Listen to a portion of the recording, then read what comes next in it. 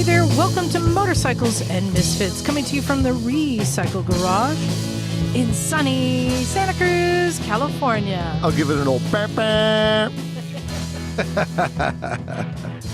So we're actually recording this show early. Yep. Because Jim and I were away at someplace even sunnier. We're back from a road trip. Than Santa Cruz. Hey everyone, this is Liza. With me, my, what were we calling you? Co-pilot Jim. That's it. That was better than little brother, thank you. We did a road trip out to Bonneville Salt Flats to go see the Bonneville Motorcycle Speed Trials. Now, this was kind of a bucket list thing for me. That's why I went. Yeah. Yeah. In fact, Jim and I have a kind of a rule we've adopted in life. Just say yes. Just say yes. Say it with us. Just say yes. Just say yes. So an opportunity came across my my Facebook feed for a bike to be delivered to Bonneville for a racer from back east who had their bike sent to San Jose BMW. Mm-hmm. They're known for their racing history and being able to do a lot with bikes.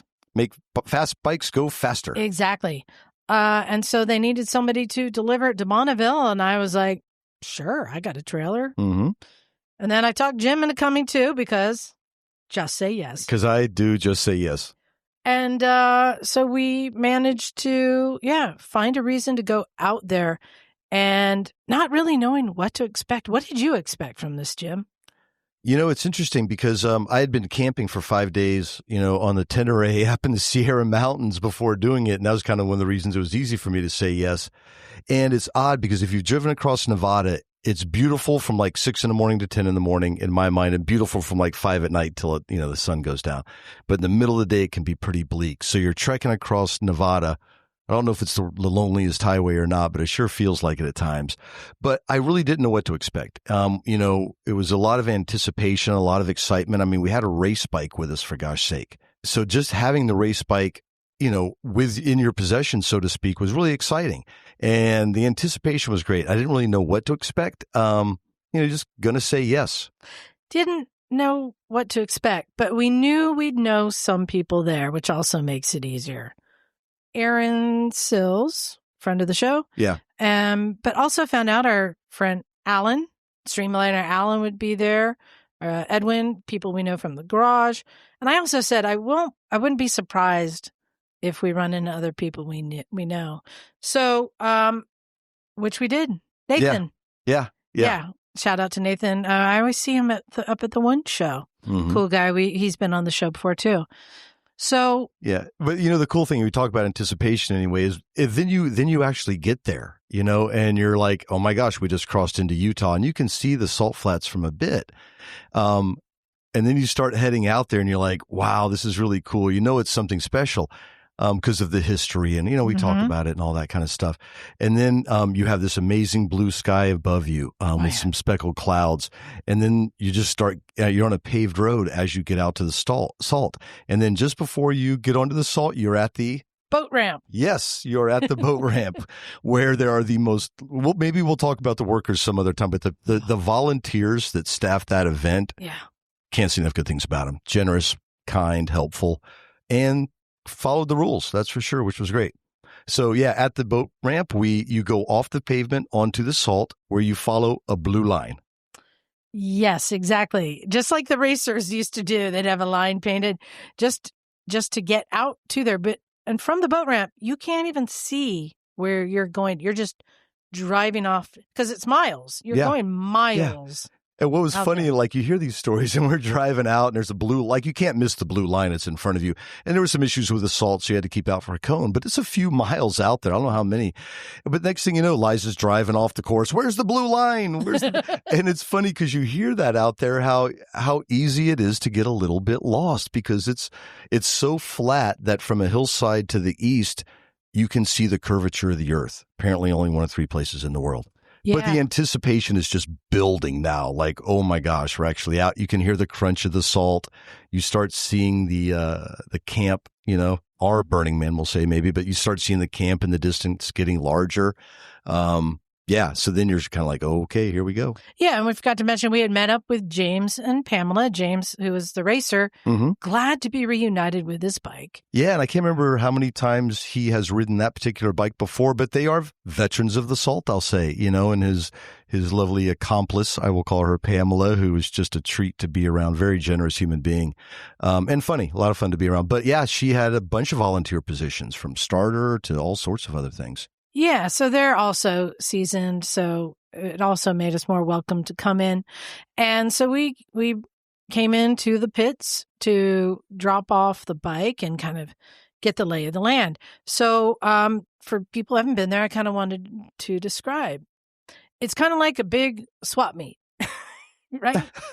Kind of. You just got rows, and these are people setting up their camps. It's the pit. I mean, this whole thing is just... Well, it's rows of pop-ups. Rows of pop-ups. And people that unfortunately didn't bring a pop-up. And, trailers and stuff like that.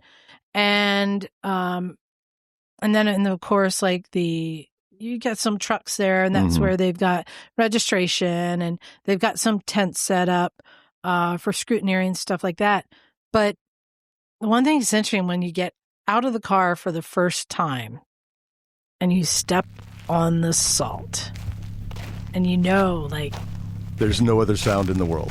None like that.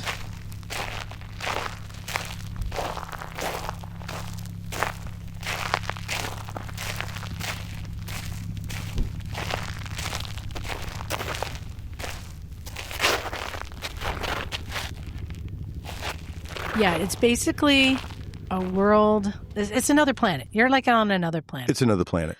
But that's when pretty soon I ran into Nathan there, and then, finding Alan, and we were able to drop everything off and go to the hotel that night. And we went out and checked out Wendover. Yeah, don't miss an opportunity to visit beautiful Wendover, Nevada. I mean, you run out of adjectives to describe it. Amazing place. Yeah, everything was still being set up. There was no racing yet, and we were able to go back the next day.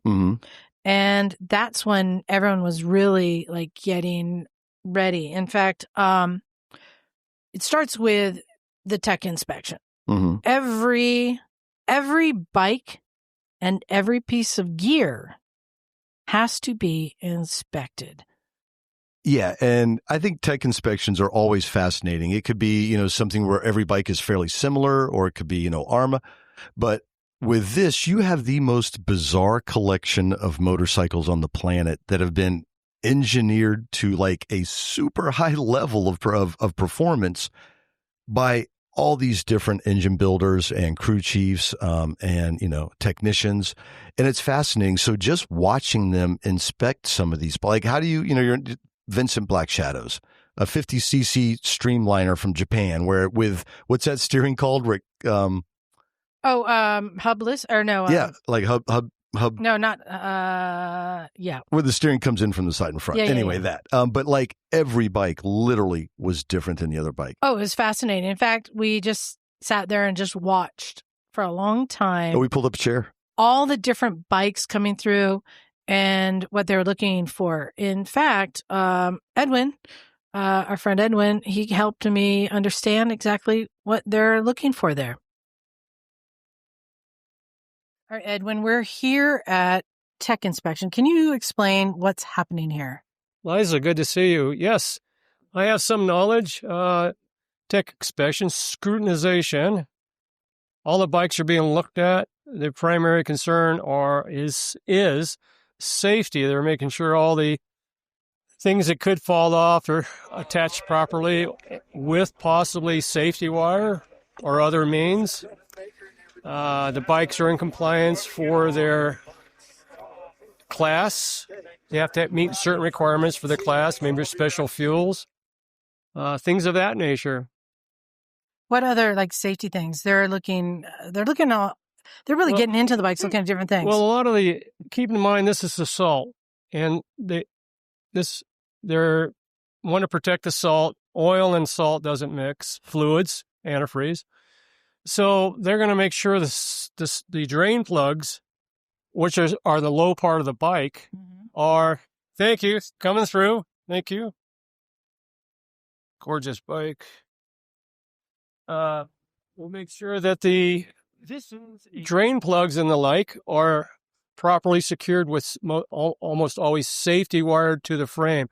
It's like an aircraft components. A lot of them are safety wired because there's vibration, and they don't want to have hazardous fluids dump onto the salt. All right. And what other modifications are people doing to their bikes to make it compliant? Mods. Tell me about the Dead Man. Oh, the Dead Man. So all bikes are required to have, even the electrics, I have a special interest there. They all are required to have, we know there is a kill switch on the handlebars. So they have to run a lanyard from the kill switch on the handlebars to their wrist. On electric, there's another one because of the battery. On this particular bike that we're looking at, the 123 from Denver, it has a big kill switch in the back, and that will disconnect the battery. That looks like the button in the Batman movies to blow up the town hall or something. Yeah, that's for the big red button. That's for the emergency personnel if they have to roll in. Well, in fact, can you describe this bike we're looking at? Because I've never seen anything like it in my life.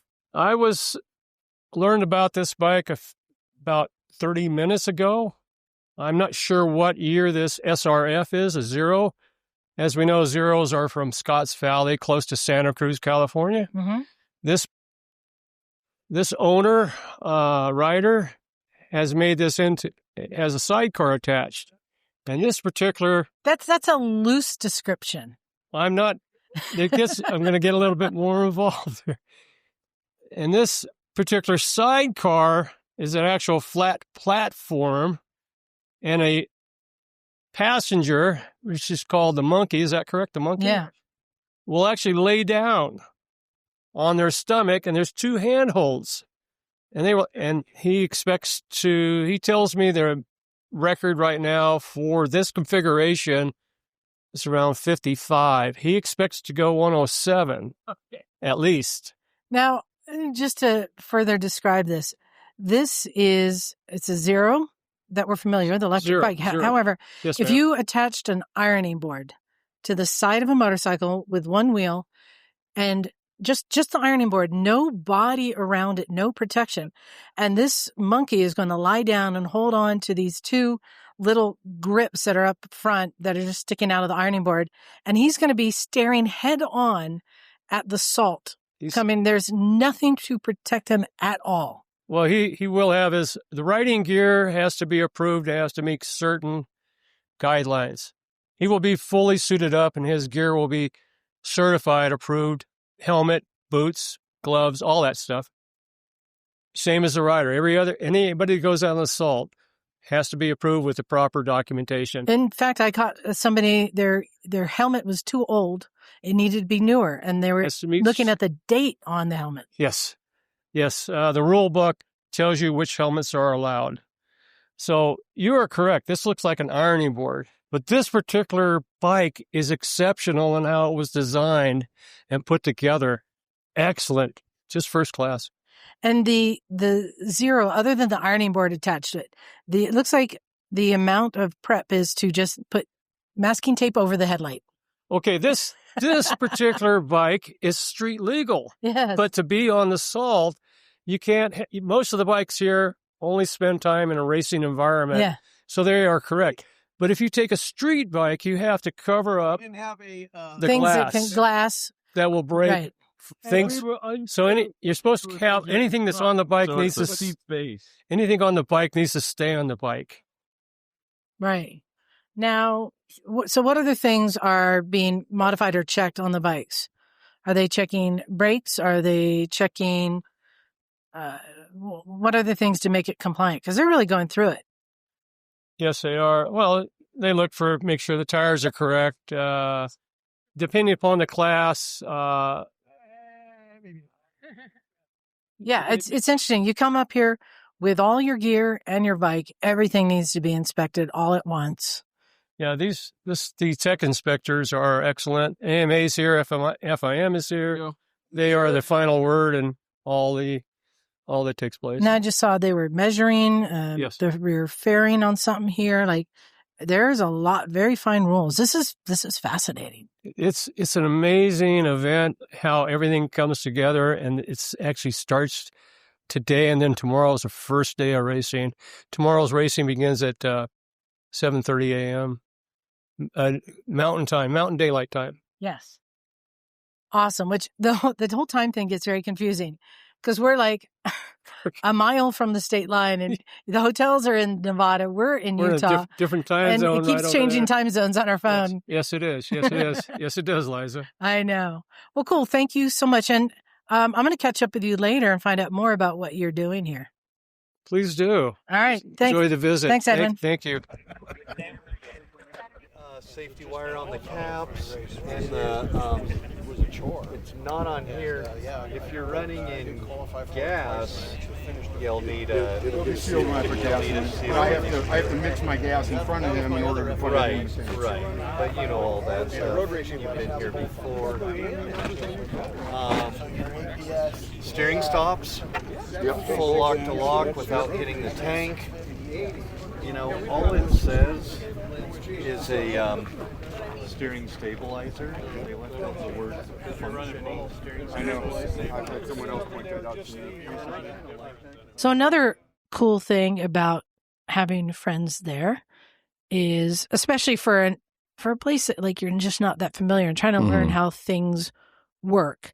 And we were learning from scrutineering. In fact, we were having the conversation, Jim. We were talking about classification or the classes. The different classes. Yeah. We know there's different classes. Yeah. And like we were like, well, okay, yeah, we know that like there's different CC levels. Yeah. So starting at 50 cc, ends at 3,000. Yeah, and so we know, okay, but then how many different, classes within 1 cc, like 350 cc? Yeah. So has a fairing, doesn't have a fairing. Maybe a few other things. Full fairing, half fairing.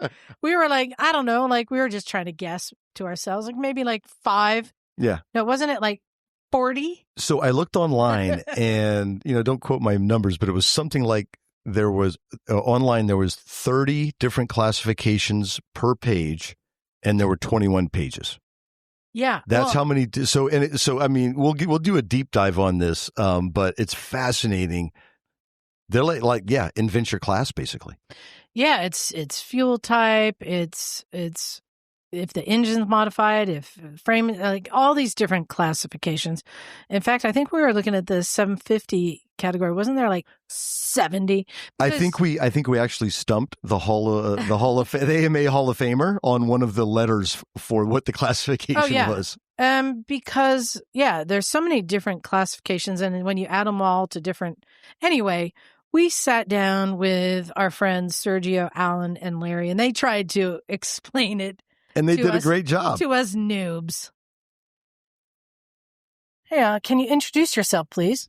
My name is Sergio Chavez. I'm from San Leandro, California, right and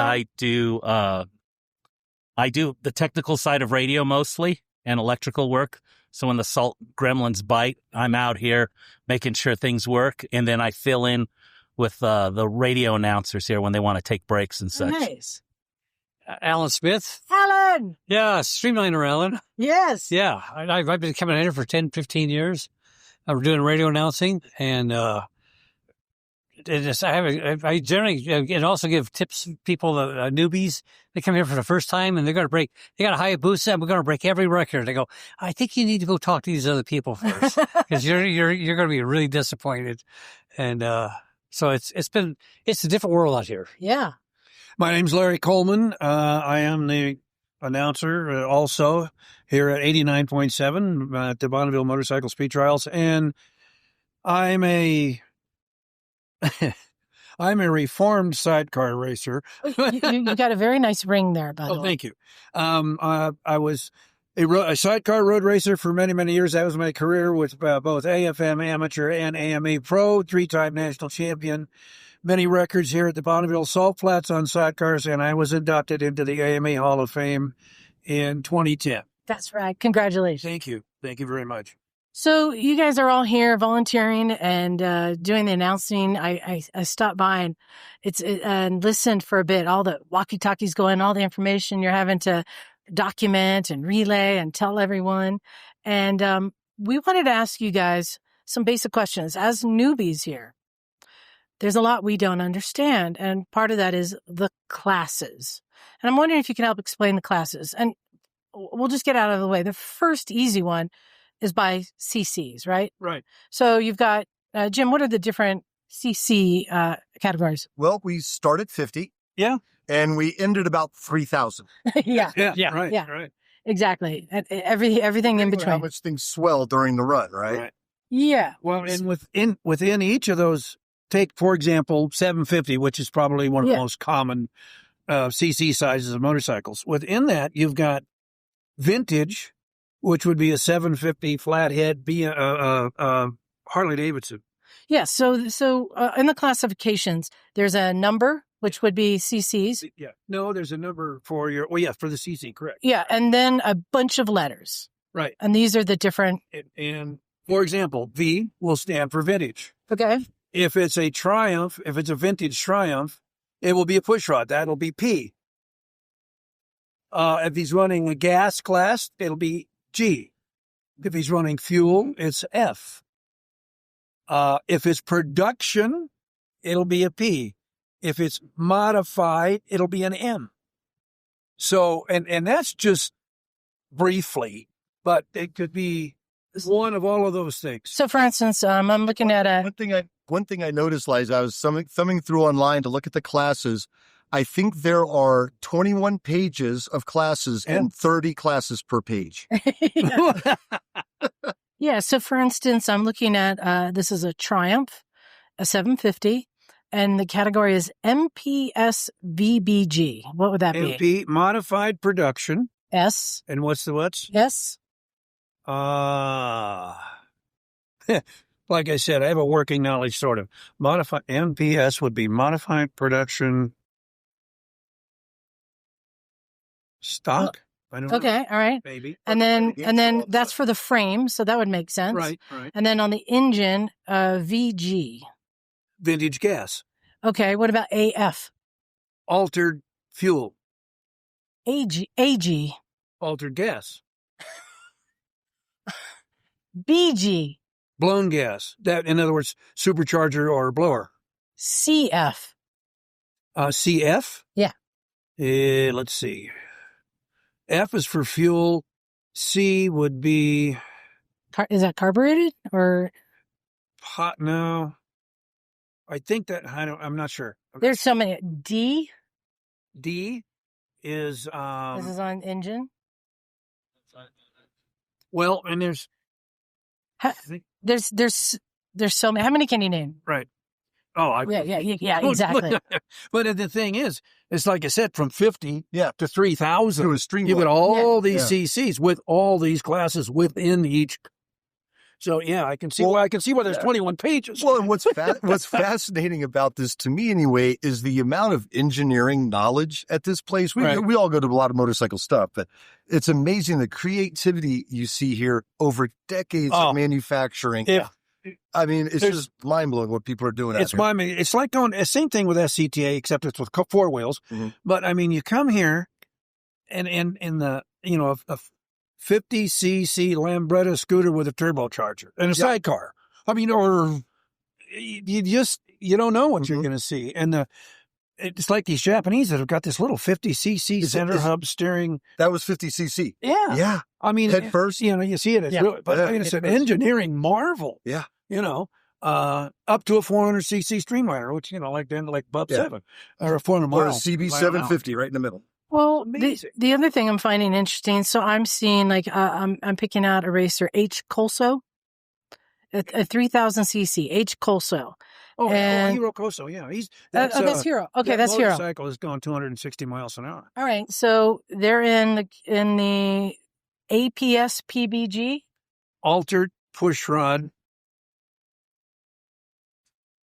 PBG. Altered pushrod, blown gas. Well, tell you what.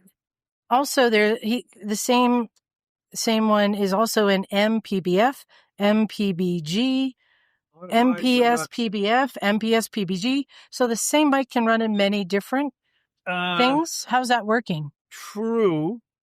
The same bike can, well, it depends. So are they coming and making tweaks? Fuel and gas classes are often, the same bike is got an F, goes over here to the Sunoco truck, gets some gas, runs in the gas class. Yeah, and I'm looking, there are different times for each of them. Right. Yeah. Right. Interesting. So are there any categories that hasn't been set yet? If you get the right combination of things? And, and I'm sure there are people who look for that combination so they can set the record. Yeah. Because if no one has it, it's yours. Yeah. I would think there are open records. I would think. You just got to find it. Exactly. Well, we were just talking to Bear, who's the monkey on the Zero. Right. And I think that was open. Passenger. Yeah. As a sidecar racer. Oh, don't call him the monkey? Well, a lot of people do, but I prefer passenger because I figure monkey is an insult to my team. Sidecar racing, and that's right. I speak of road racing, bet more than you, but sidecar racing is a team sport. It takes 100% effort on each side. And I find that terminology insulting to my teammate. Really? I find the monkey's got superhuman strength to hold on. It's just me. As a purist, I guess. Yeah. Well, pilot, rider, it's what people's preference, isn't it? Exactly. Nice. Anything else you can share about all the different categories? Well, just that, there's a category for everything. If no matter what two-wheeled or three-wheeled, I suppose, vehicle you have, you'll find a category for it if you want to come out here. Are there any bikes out here as you see them go through tech or as you walk around that you just are like, wow, that's cool. I'd love to throw a leg over that. There's a bunch of them. There's a bunch of them. I guess being an old school guy, I think the Vincents are really cool. Yeah. But then you look at Hero's bike, which is incredible. Yeah. And you look at that little 50cc bike from Japan with a center hub steering, and it's just so engineered. And like you said, the effort that goes into that.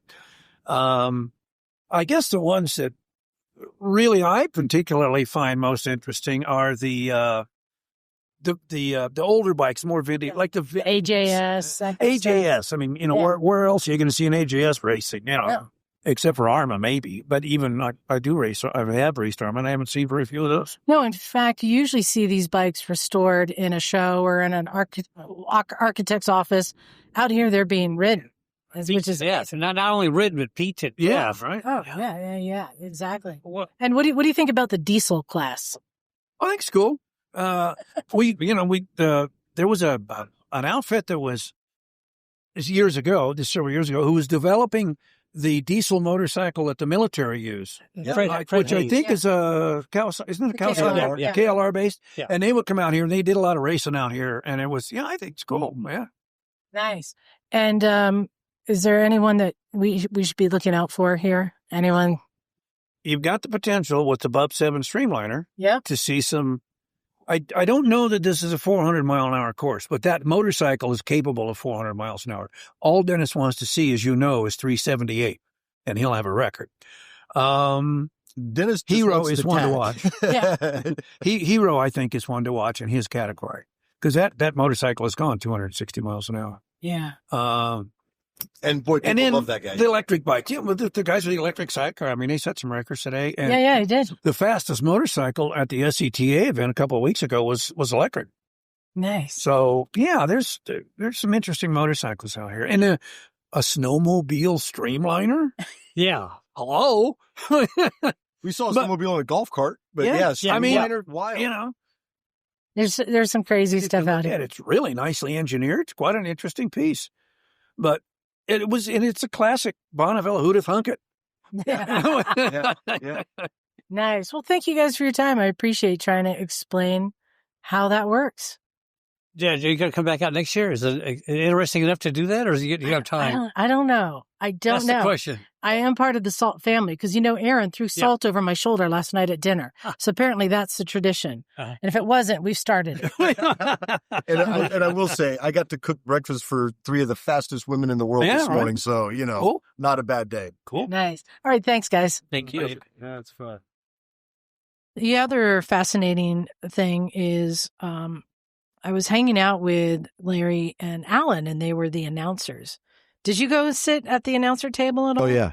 Yeah. Just again, seeing how it's all working. They're getting information on walkie-talkies from the tower in the middle, from the starting line, from the ending line. Everyone's like reporting different things. There is a serious amount of communication for good reason. And then they're having to then write things down, log things, and then make announcements that are going out to everyone on their radios. So everyone has their radios in their cars on.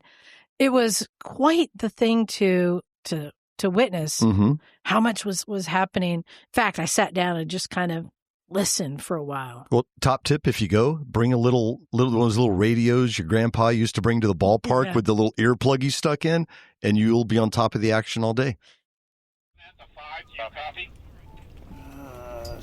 This was AMA 82. I think it was AMA. No, this is international 82.762. Bike number 146 with a speed of 82.762.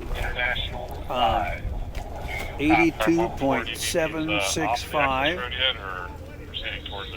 In the kilometer, the mile 80.744.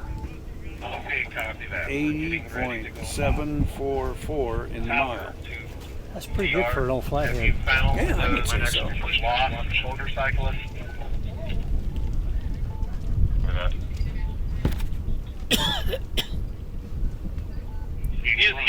here in Tower 5.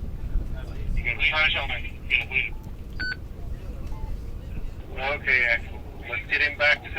We're going to go hot on international. The international course is hot. Should call course clear, break, Mountain 1, launch your next bike number 51 AMA. 5-1, I mean, put a pin or something, mark it. Complete that. Tower International. What's that? 5-1. Yeah. You put a pin. There's another bike. Wait, I missed the other number. That was Bike number 1661 AMA. I'll use this for bookmark. Copy that. You may launch bike 1661. Oh, 1661. I thought it was... Copy, preparing to launch. I don't have it. Oh, wait a minute, 1661, sorry. Please advise your riders that we are seeing an 11 to 12 mile an hour crosswind. You say 12 mile an hour crosswind? 11 or 12, yeah. You see the flags blowing on that. The fuel truck is This is from definitely the across. highway to the pass. 11 to a 12 mile an hour crosswind, which is good to know, especially if you're a fully fared motorcycle, because that's about as effective as a I shoebox. see you coming now. Just to advise your wonderful. riders, we have a 12 mile an hour crosswind highway to pass. On the Copy, we'll let them know. on the international course, that would be, I believe, bike number 1661.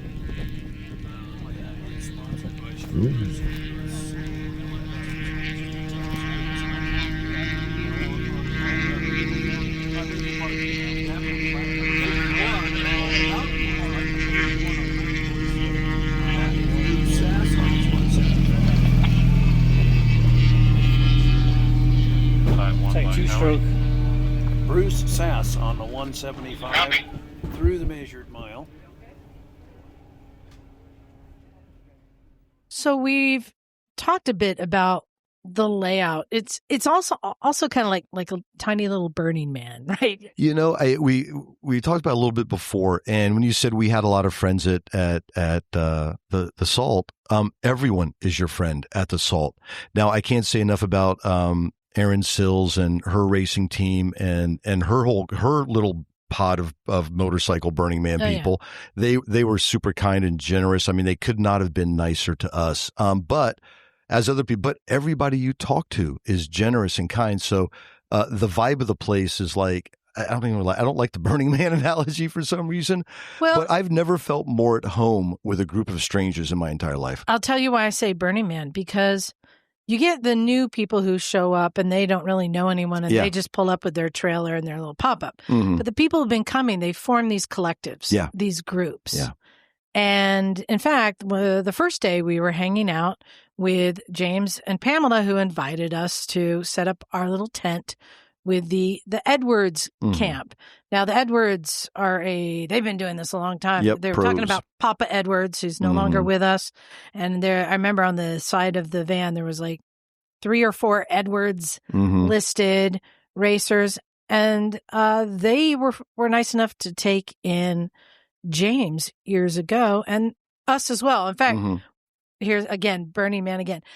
They figured it out. What did we see? First thing we see that they had wheeled out of their trailer was a couch and a lazy boy on casters. I was going to say on casters. I'm like, these people know what they're doing. And I mean, we're talking generational knowledge, literally. A lot of these race teams are families that have been doing it now for 3 generations. But yeah, when you got coasters on your leather couch, you are dialed in. Yeah, so we got to hang out there for a bit and got to know James and Pamela even more. Oh, just a quick shout out to Barry, who was... Yes. I don't know his role there other than he was just this lovely, lovable, giant British man with a great beard, overalls, and a Boone hat. And he seemed to know his business. So he was kind of like the guy. Yeah. Well, that's the thing. You get a lot of racers, but you get even more mechanics. Oh, yeah. And it's almost, they're definitely mechanics, but it's the engineering that you see. And it's the engineering on the fly. I mean, these machines, at least from what I saw, show up pretty darn dialed in. But motorcycles, right? Stuff happens last minute. You miss something at tech. And the way that these guys are able to not improvise, but engineer the machines, or I need a part. I need a switch. I need this. I need that. One quick lap or a hot lap around the pop-ups, and you'll probably find what you need for free. Oh, yeah. And the one story, and maybe you could tell it better, was about, do they accept money at Bonneville? No, they look at you oddly when you try and hand them money. Well, and I think there was one story we may get to where someone worked all night. I think it was on a fuel line that was not flameproof or something. Yeah, James actually tells that story. That's right. Yeah. Let's hear our talk with That's a good James and Pamela. So it's an interesting story how Jim and I came to be here at Bonneville. It's not the first time we've had an interesting Jim and I story. It almost sounds like a constellation conversation, but no, here we are. Yeah. In fact, I answered a call for help. Call to duty. Call to duty. Somebody needed a motorcycle transported from San Jose, quite near me, to Bonneville Salt Flats. And I said, well, I own a trailer. I don't have a job. Let's do this. And that is how I came to meet James and Pamela. How are you two? Very well, thanks. Happy to be here. And James, this is your bike. It is indeed, yes. It's been modified quite severely. As a matter of fact, there's a 2014 bike, but I couldn't get anyone to work on it in the 3-state area. The 3-state area is New York, Connecticut, Pennsylvania. Everybody I talk to at the BMW places, they'll say, man, it's kind of old, your bike. It's better to get a new one. We got a new HR4, which is, it's just a much better bike. No. So in the end, I sent it all the way to San Jose, California, which is the spawning ground of my mechanic who retired, Jeff Schroeder, who retired from here and from New York to his hacienda in Mexico. Well, San Jose BMW, they've got a long racing history. And since this is it's a S1000RR, yes? Yes. it seemed like a good place to go, and they made some modifications for you. Yes, some huge things. I mean, if you look at the bike from here, it looks unmodified, but in fact, it's done an enormous amount of work. Now, I want to talk a bit about your race scene here at Bonneville. A few years back, you had a goal. In fact, there's a little documentary about you. I'm not very proud of that. The first time I came here was, I think, 2009, and I had a BMW K1200R, which is a cruiser bike. It's a hybrid cruiser. Very popular in Los Angeles, very unpopular in New York. They only sold apparently 3 of them. I was one of them. I took Pamela to her friends in Pennsylvania on it, but I bought it here very arrogantly, shipped it out, rode it onto the salt flats, just rode it on like that, and I got stuck. I got stuck. This is how I know there's God, because I said, God, get me out of this, please. And sure enough, he said, relax, man, relax. And I finally got out of it, because I was in this very, very wet area, which is anywhere in the salt flats. Yeah. And it's gooey, and it's awful, and it's actually muddy. So, anyway, so I got out of that, but I was a little bit frightened. Anyway, a year or 2 later, I bought the same bike back here, and I tried to race it. And I arrived, and I went to tech. They said, you haven't got anything wired in, and your fuel line has not been fire retarded. Yeah. It needs to be fireproofed. So look, I came all the way from New York. Okay, go and see the Edwards, and they'll fix it up. And actually was Dominic, who was a friend of theirs, and he worked all night. He wired up my bike, and he fixed the fuel line so it was fireproof. And in the morning, I gave him $500. Oh, nice. And he didn't know what he'd put in his pocket. It just looked very uncomfortable like this. So finally, I felt this tap on my shoulder like this, a little bit hard, like that. And it was old man Edwards, rest in peace. We went to his funeral, by the way. Now, old man Edwards, the father of David and Simon, he said, we don't take money here, and gave me my $500 back. Oh, that's not the way we play around here. Which absolutely Salt family. The Salt family vibe and spirit, which is something we're talking about. Yeah, that's excellent. And you tried to set a record when you were 80 years old. Oh, no, we don't talk about that. I'm just a person. Well, I wanted to talk double about the size, that. double the price. I want to talk to that because you came this close. You, at 80 years old, wanted to get 200, and because you have to go up and back. You did hit 200 on one run, but you have to 202. 202. No, So that's my top speed. I did that when I was 80, but yes, last It was year, outside the measured mile. it doesn't count unless you average this way and back 2 miles, right, over 200 miles an hour average. And what was your average speed? My top average is 197.46. So close. But the difference between that and 200 is it's like playing garden tennis compared with Billie Jean King in her prime. I mean, you know, I play a bit of tennis. Yeah. So it's a golf. It's literally a golf like this.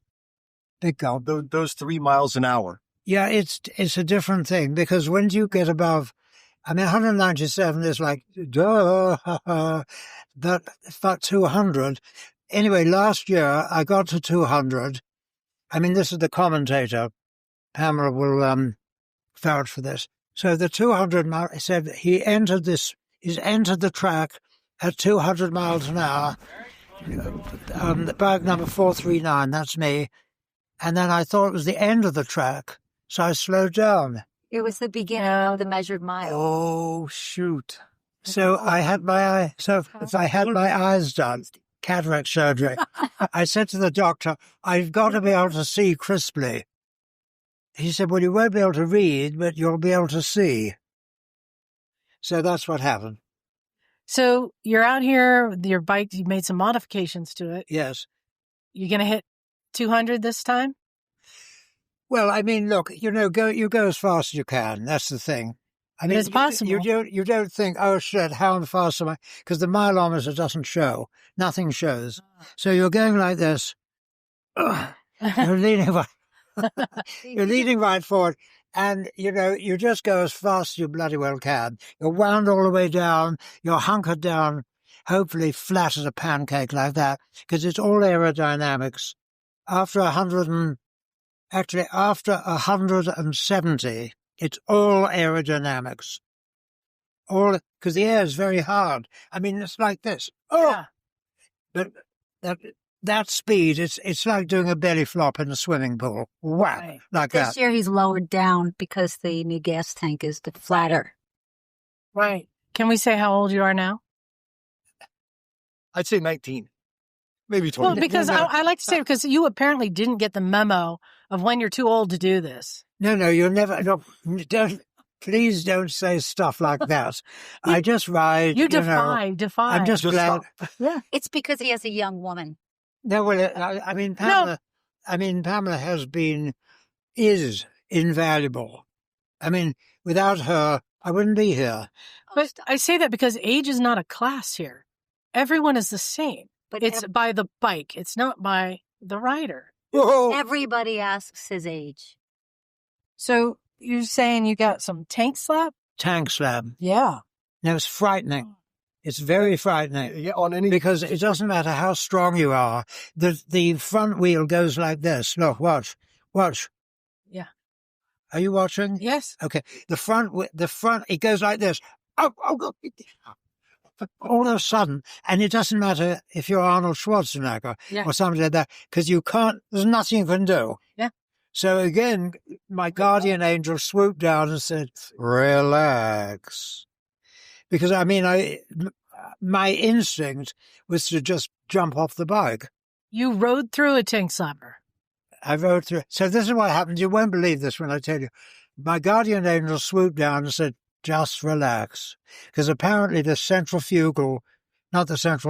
gyroscopic effect of the front wheel will eventually right itself. It's a gyro. It's like a gyro compass. Yeah. So I just relaxed. The guardian angel said, just stay there, Dad. Stay there, James. Stay there. And so gradually it reduced to, and then I was fine.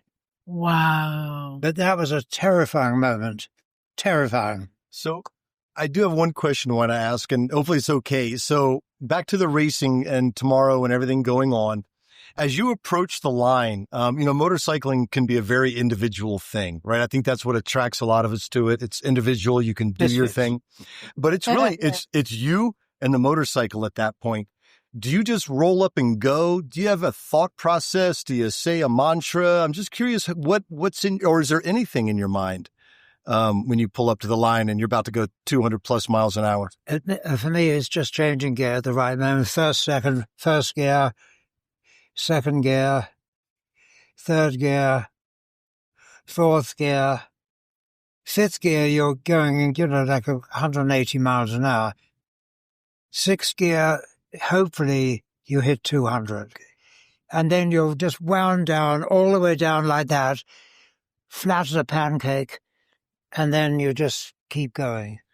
So you're all business. When you roll up to the line, you're visualizing. You're visualizing. It's just, that's all you would know. Okay. And is there any part of the run that you like the most or that you dislike the most, or is it just pure speed and adrenaline? I just want to be in sixth gear and know that I'm going as fast as I can possibly go. That's all I know. Yeah.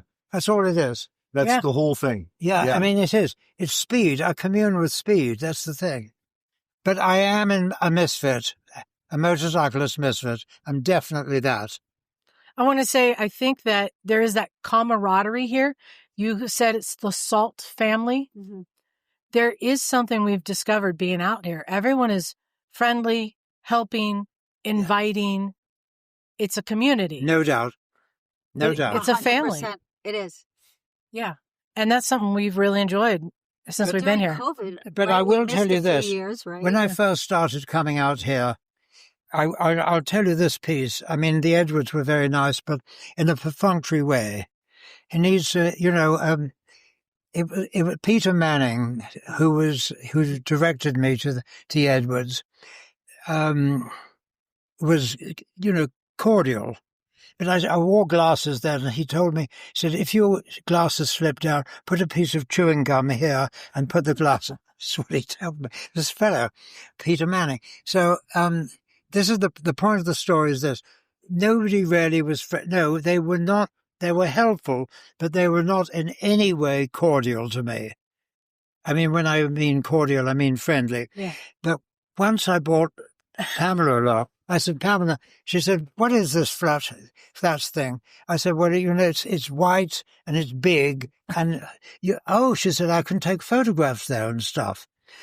To cut a long story short, they figured out that she could sell T-shirts or something like that. But then they realized she was really intelligent and could register people. And normally it took a day and a half to register us all. She did the whole thing in 2.5 hours. So then they said, oh, you're bright, we'll make you a starter. So then she became a starter. And as a result, I became fairly popular. You have this girlfriend with black hair. She's wonderful. She gave me a crystal. She started me. I know her. She's great. She made me, she made the people here aware of me because of her. Nice. He's his own person. Look at him. Well, now you guys have allowed us to be a part of the family, and we set up our camp here and with the Edwards team. And yeah, this is really exciting. It's fun. Yeah. But tomorrow, start racing. Do you know what time you're going to be out there yet? I don't know. We'll get here. We have to get here, Well, but first we need to get through tonight. And are you going to Carmen's? Kickoff. Carmen D'Alessio's. Black and white. It's Carmen D'Alessio we go. Yes, let's do that tonight. See how it goes. Night? No. You have to sign the wall. We'll do it. All sorts of stuff. All right. Yes. Bring our Sharpie. We've got so much to learn. Cool. Well, let's see what happens next. I'm excited. Thanks. So we intended to get a follow-up interview with James to find out how he did.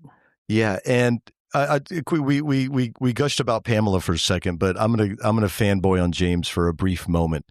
James is a wonderful man. He is passionate about not only motorcycles but life, and every minute I was around James was a better day for me. And his enthusiasm for motorcycles, his passion for life, his outlook, and how he approached the world was truly inspiring. And I'm not just saying that, but anyway, James, you're just a treat to be around. Yeah, and in fact, I think I saw one of the times on his passes, he was in the 180s, I want to say, for his first pass. Yeah. I mean, that's no joke. Oh yeah, no, and I think he did want to get into the Red Hat Club, the 200 mile an hour club, but he was all about going fast on that bike from the moment we shook hands.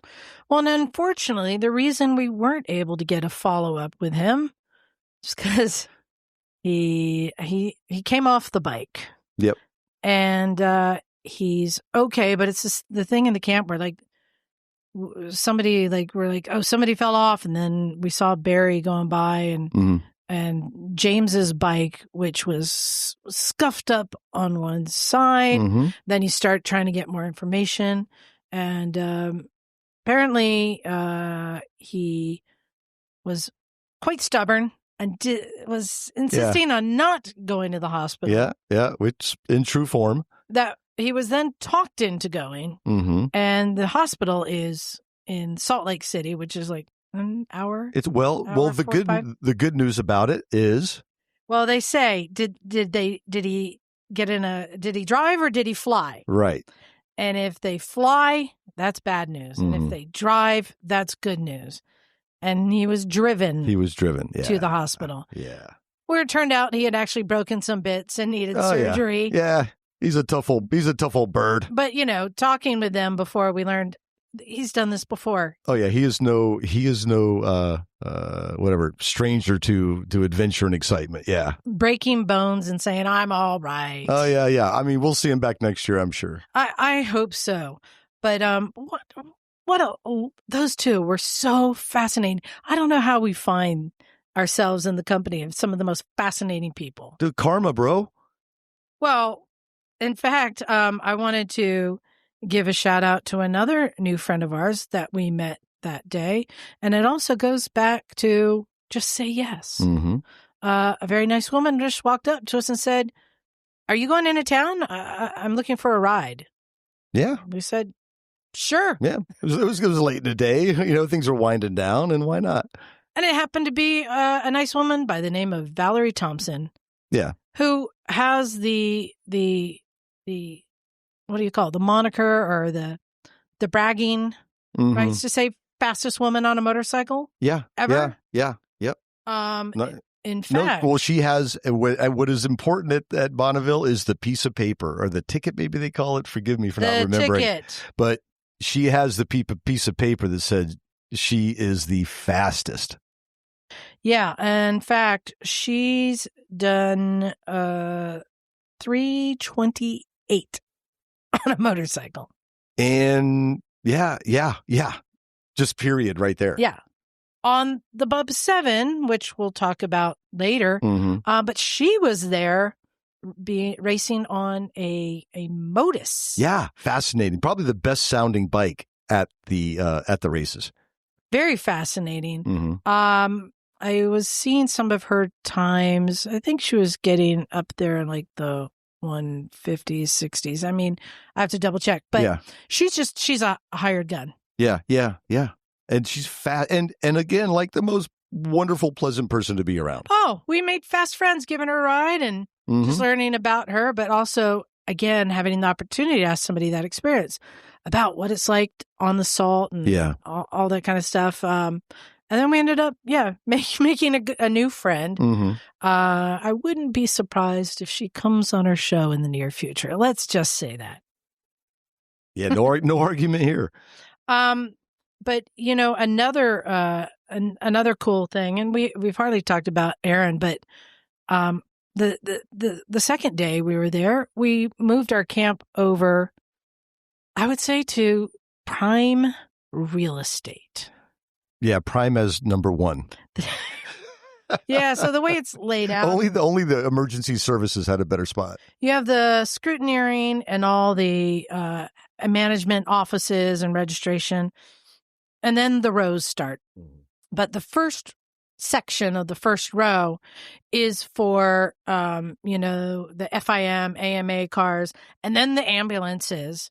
And then the next plot just said Sills on it. So you know that the Sills camp is getting the prime real estate. Mm-hmm. But like I said, she's got a collective. There was a lot of people in there. We haven't even mentioned Curtis, her mechanic who was there, and many of the other lovely women racers who were there.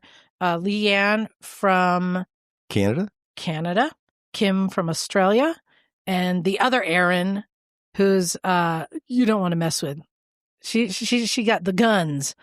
An Olympic weightlifter. Yeah. I mean, these are incredible people. The people that you just mentioned are all just incredible human beings. And then all of their support crew, and they're fast. They're all world record holders. And we managed to squeeze ourselves in between the camp and the ambulance. Funny how you do that. So we were prime spot number one just to see everything happening around us, and got fed by Aaron. You helped cook meal for everyone. It could have been one of the top 3 breakfasts in my life. Well, I did some cooking. I wrapped a couple of burritos. I was in charge of sausage and potatoes. But we were made to feel absolutely welcome everywhere we went. It was that. Candidly, that's the most remarkable thing about the event for me was the generosity of the racers and their teams. I mean, not just other spectators. Yeah. And, hanging out with Erin and being able to see her in her environment. Now, we never saw her get out on a bike because this is something else that was interesting how this works. All the people are in these similar like categories that are really going for these big records, not their first time, but the big records. When somebody in their same category goes out and does a run, then they're like, all right, what was it like? What was the speed? What's the wind? Is it worth going out and trying? Right, because if you're shooting for 210 miles an hour and one of your competitors is hitting 198, you're like, maybe I'll wait a little while. Yeah, it's actually really interesting how they're just sharing information and waiting until it's the right time. They're minimizing the risk. They're not just these cowboys going fast. They're really collecting all the data and figuring out when it's the optimal time to go. And what's funny is, depending on what class you're running, you'll go different distances, right? You have the international track, you have the short track, the mountain course, and the short course, depending on your displacement. And you could probably, I don't know how many, Curtis, you will know Curtis, who's Aaron's crew chief, but how many different variables you could have in one run. The wind's not always going to come from the east or always from the west, or always be a tailwind or vice versa. So the conditions will change throughout the run. Yeah, exactly. And just one thing that was confusing to me is the mountain course. It has nothing to do with the mountain. It's just there's a big tower in the middle between the two tracks that run parallel to each other. And this one was on the mountain side. Yes. That was it. And the other is the highway side. Yeah, so if you have an issue in your run and you're on the international course, you go right to the highway side. We call it that because the highway's there. Yeah. On the short course, left towards the mountains because that's what is left. Yeah, exactly. We also got to, I forgot to say, we got to check out the riders meeting. Safety is such a huge thing here. Yeah, I mean that, whenever you hear someone have a bad day, it affects everybody. Like everyone you can tell is affected by that, and no one ever wants to see that. And with their, there's an inherent risk with obviously land speed record setting. But what they do a great job, at least from my, neophyte perspective at least, is eliminate all the factors they can, right? Where people travel, how they travel, how you get out to the salt, obviously the scrutineering and such, but just how you manage yourself around the pits. If you're on two wheels, and it moves, you're wearing a helmet. Little things like that aren't so little. But more importantly, how you access the racetrack, how do you access the salt properly, how you ingress, egress, whatever it might be. But they do a great job of minimizing the risks, that they can. So let's eavesdrop on that for a little bit. So for those of you that were on the riders meeting last night, some of this is going to be a repeat. But first off, again, welcome to Bonneville Motorcycle Speed Trials 2025. We are excited to see a lot of folks break a lot of records. A lot of folks get out there on the salt for the first time with Run What You Brung, and everybody to have a good time. And in order to do that, we want to ensure that you're all aware of what the operations are around here from a rider's perspective, and also from a chase vehicle and support perspective. Where we're standing right now is the pits. And currently, the way we operate everything is we orient everything off of, is it on the mountain side or on the highway side? This is also how we orient everything off the track. Is it on the highway side or on the mountain side? So start with me, everybody. Mountain. Highway. Mountain. Highway. I can do this all day. Okay, I love it. Thank you. Thanks for working with me. Everybody's awake now, right? Okay. Yeah, me too. This is fun. Okay. Don't launch my wife out of a truck. Okay. This is why we don't ride in trucks, too. Good example. They're bouncing. Okay, so from here, as a rider, what you will do is go get all your gear, get all your stuff, and you will head down the access road that is over here by impound. You can tell it's impound because it has the yellow and black check flag here. And go down the access road towards pre-stage. Pre-stage is past the end of our mountain track, mile 1. At pre-stage, you will check in with the pre-stage folks. Pre-stage folks, raise your hands. Over there. They're your friends to help you get onto the appropriate course. So when I say appropriate course, we have a basic short course that will be operating on the mountain track. That is for Run What You Brung, AMA, and FIM. They're running on. Run what you brung for all run what you brung goes to the mountain track. For AMA or FIM that are running sub 100, or that would also be where you go. And if you are a rookie, that is where you will start. So even if you have a bike that you're like, I can go super fast, you start there, okay? We went over that yesterday with the rookie riders meeting and everything. Just reinforcing that. Okay, now, from pre-stage. Everybody who's at pre-stage will be given a slip of paper. The slip of paper is the cue that goes to, that matches the color, matches the location that you're going to. For the mountain, basic, and short track, that is going to be blue. For the intermediate course, which is at International 1, it's going to be gold. For the long course at International 0, it is purple. Why purple and gold? Go UW. Okay. Anyway, I heard that. I don't know. I'll have to find you later. Anyway, okay. So the everything is color coded as well as on the map. So going back to our motto, just say yes. When Aaron Sill says, "Hey, let's go walk through the pits and see who we see." Okay, you follow. And next thing I know, we're going into this camp, and a camp. There's a flurry of activity. Yeah, it's in the pits, but it's a camp. Camp because they've got big tents set up and they've got stoves and chairs. Oh yeah, and people. Yeah, everything. And we're going in, and it is the camp with the Bub 7 Streamliner. Now there were 3 big Streamliners there. Yep, the chaotic. I think it was chaotic. Oh no, is it the ACAC? No, it wasn't. No. I can't remember this stuff. But the Bub 7 is one that's been around a long time. And again, this is like a generational thing. I think there were like 3 generations. Yeah. And I kind of laughed when you said camp, because this is beyond camp. First, you go up to this Streamliner that, I don't know, was it 30 feet long or something like that? You're like, what is this thing? Their rig is utterly dialed in, has this huge awning. They've got pop-ups. And everybody has a tarp down. Are running around it like worker ants. They got, computers are plugged into it. And in the middle of the whole camp was this older gentleman just sitting there in a chair who saw Aaron and just beckoned her over with a gesture, much like the Godfather, calling you over. Mm-hmm. And she brought us over and introduced us to Denis Manning. Yeah. The man. The man. He is kind of like you say the Godfather. I mean, come on. Yeah. And Godfather of soul and speed. Yeah. And the funny thing is, I was like, wow, I wasn't even prepared to get an interview with him. Yeah. But I'm like, we're here and I got my recording equipment. Hello, Mr. Manning. Nice to meet you. Would it be okay to get an interview? And the funny thing is, I just asked him a pretty simple question.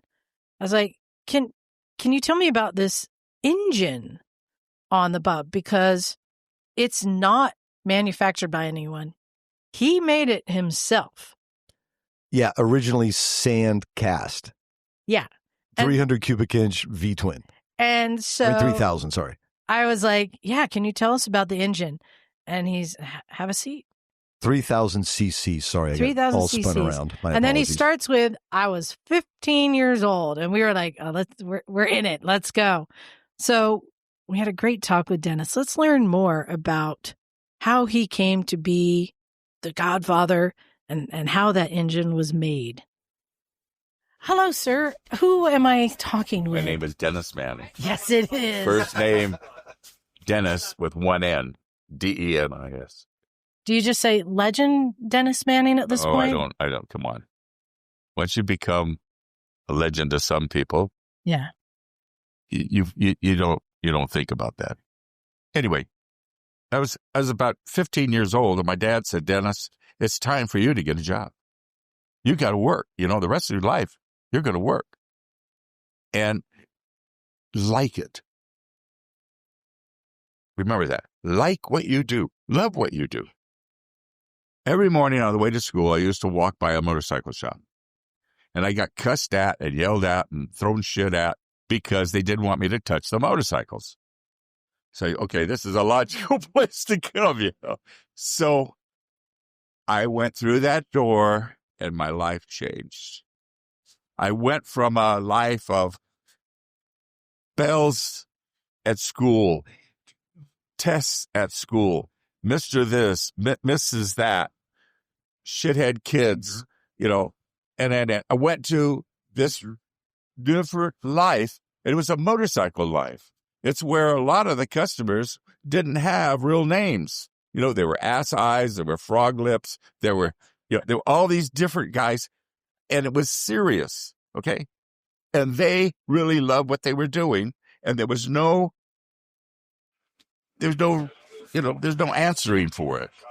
They loved motorcycles, and that's where I learned how to motorcycle.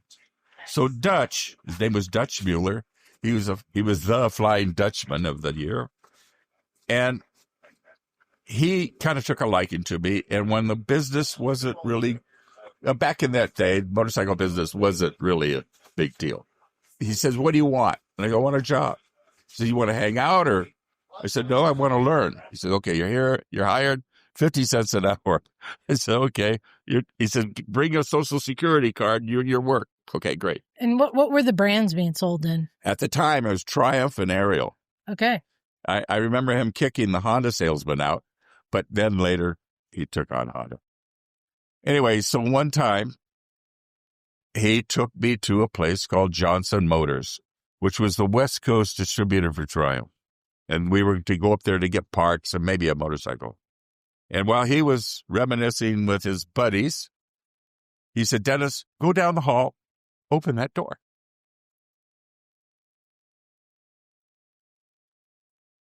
It was the world's fastest motorcycle. It was the bike that Bill Johnson went 230 miles an hour on. And during that time, that was twice as fast as any motorcycle ever. But here's the other part. It was fucking official. AMA, FI, I mean, this thing was real. And it was unlike what my dad would talk about, Pancho Gonzalez. It wasn't a maybe. It was the real deal. And that started a whole thing with me. I thought, I'd like to do that. And it started with, I'm borrowing, with my new book, I'm borrowing a thing from the Rolling Stones. It says, "What's the matter with you, boy?" Every time I started the Streamliner, "What's wrong with you, boy?" I wanted to go to Bonneville. Wait, can you make any money doing that? No. Will you be famous? No. What the hell are you doing? What's wrong with you, boy? This is, you can only go there once a year and maybe for 4 days out of the year. It's a fair question. What's the matter with you, boy? Right? Okay. So, and my first bike was get them back. It was an open bike, and it was a total tragedy. It didn't work. It was an open bike that I'd built. But at that time, I saw the fastest motorcycle. It was Bob LePan at 247 miles an hour. What bike was it? It was a double engine Triumph. It was Triumph of Detroit. They called it Argonaut X1. Okay. And it was magnificent. It was beautiful. And there again, I said, I'm going to do that. So I came home and I started a bike. And that was in 1967. And in 1968, I came up here with that motorcycle. And it got rained out. Went back home. Got married. Sold everything except the front steering. And went to work for another Streamliner. That Streamliner, I bought it. You get the book. You'll see I went to this guy, Sparky McBride, who, "What's wrong with you, boy?" guy. And I bought a tip tank off of a jet. And started with that, came up here and ran reasonably fast with me riding it. And it caught the eye of Harley Davidson. And they came to me and wanted to know if I wanted to go back. Well, hey, is it pregnant and unnervous? I'm here, baby. The thing is they didn't realize, nobody realized that I'd already got a job because I have a credential, a teacher, and I was teaching school at night, and I had a job at Lamar and Underwood, and there was a thing in Cycle News that Triumph wanted an instructor, but you had to have a teaching credential. It was a job made for me. Yeah. So I went up, I interviewed for the job at EWP Coleman, who I knew from going to with Dutch way back in the day, got hired, kept my mouth shut. And then shortly after that, Harley said, "You want to go back?" I said, "Shit, yeah, I'm back."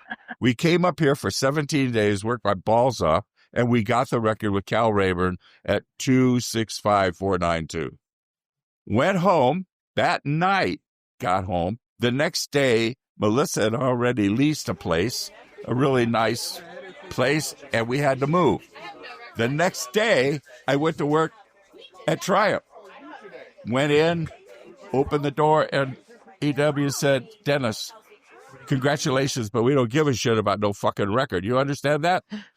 Because it was done on a Harley, right? So you want a career? Yeah, I want a career. You keep your goddamn mouth shut. I'm 24 years old. I've got the world's fastest motorcycle parked in my garage, and I'm told not to say anything about it. That's okay, because when I got home, the phone is ringing, and it was Charlie Thompson, the executive vice president of Harley Davidson. "Denis, you didn't tell us you were working for Triumph." I said, "You know what he asked?" He said, "You keep your goddamn mouth shut." He says, we're happy, everything happened, but shut up. Okay. So, to this day, there's a lot of people that didn't know that was my motorcycle. And frankly, it was the best thing that happened to me, because I found out that I'd gone to Bonneville with a dream. And I came home with it in my pocket. And I found out that it was the tattoo you wear on the inside. It's there. Yeah. Like so many other things I've done that withstand the "what's the matter with you, boy," right? So I came back, I worked for Triumph. Honda was going after the record. They crashed, went home, and I had a secret thing going on with Harley. They called, and they said, "Hey, we're out of it. Honda is giving up." Okay.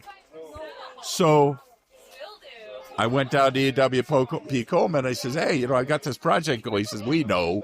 It's supposed to be a secret, He says, "We know." So what are you going to do? I said, "I'll put 2 Triumphs in it." He said, "Great." Called up Boris Murray, my good friend from drag racing, and he says, "I'm on." He turned out to be the very best Streamliner racer I've ever had. Unreal.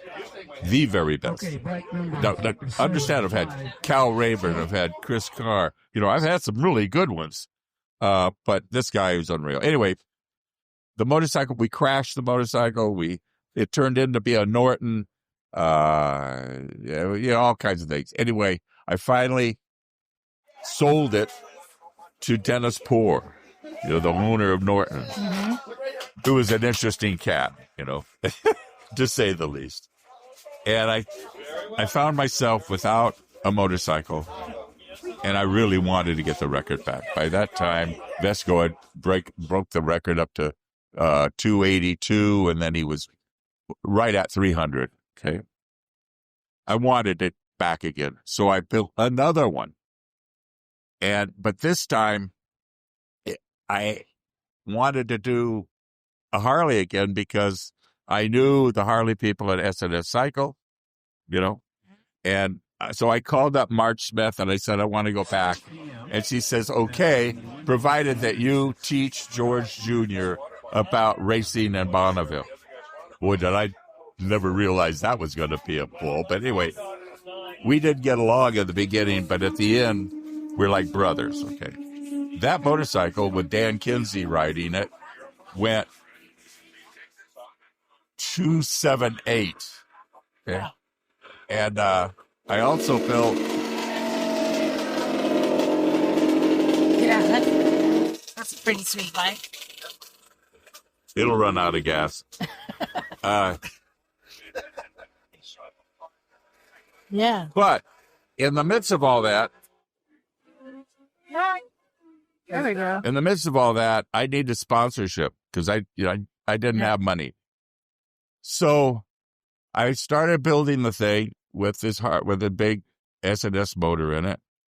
And I knew that Harley Davidson guys were going to be in San Jose, where I live, where the San Jose Mile was, and they were going to see the Dealer Association. Wait, we're from Santa Cruz. Okay. Yeah, that's so awesome. Anyway, they were to be in town. And I called Dick O'Brien. I said, Dick, would you like to come by and see my Streamliner? And the short of it is, Dennis, there will be no talk about sponsorship. Harley Davidson is about to go tits up. You understand? I don't know if my checks will work. All right? Okay. Is this like the AFM years or? That would be 1964. Okay. And so they came out to see the bike.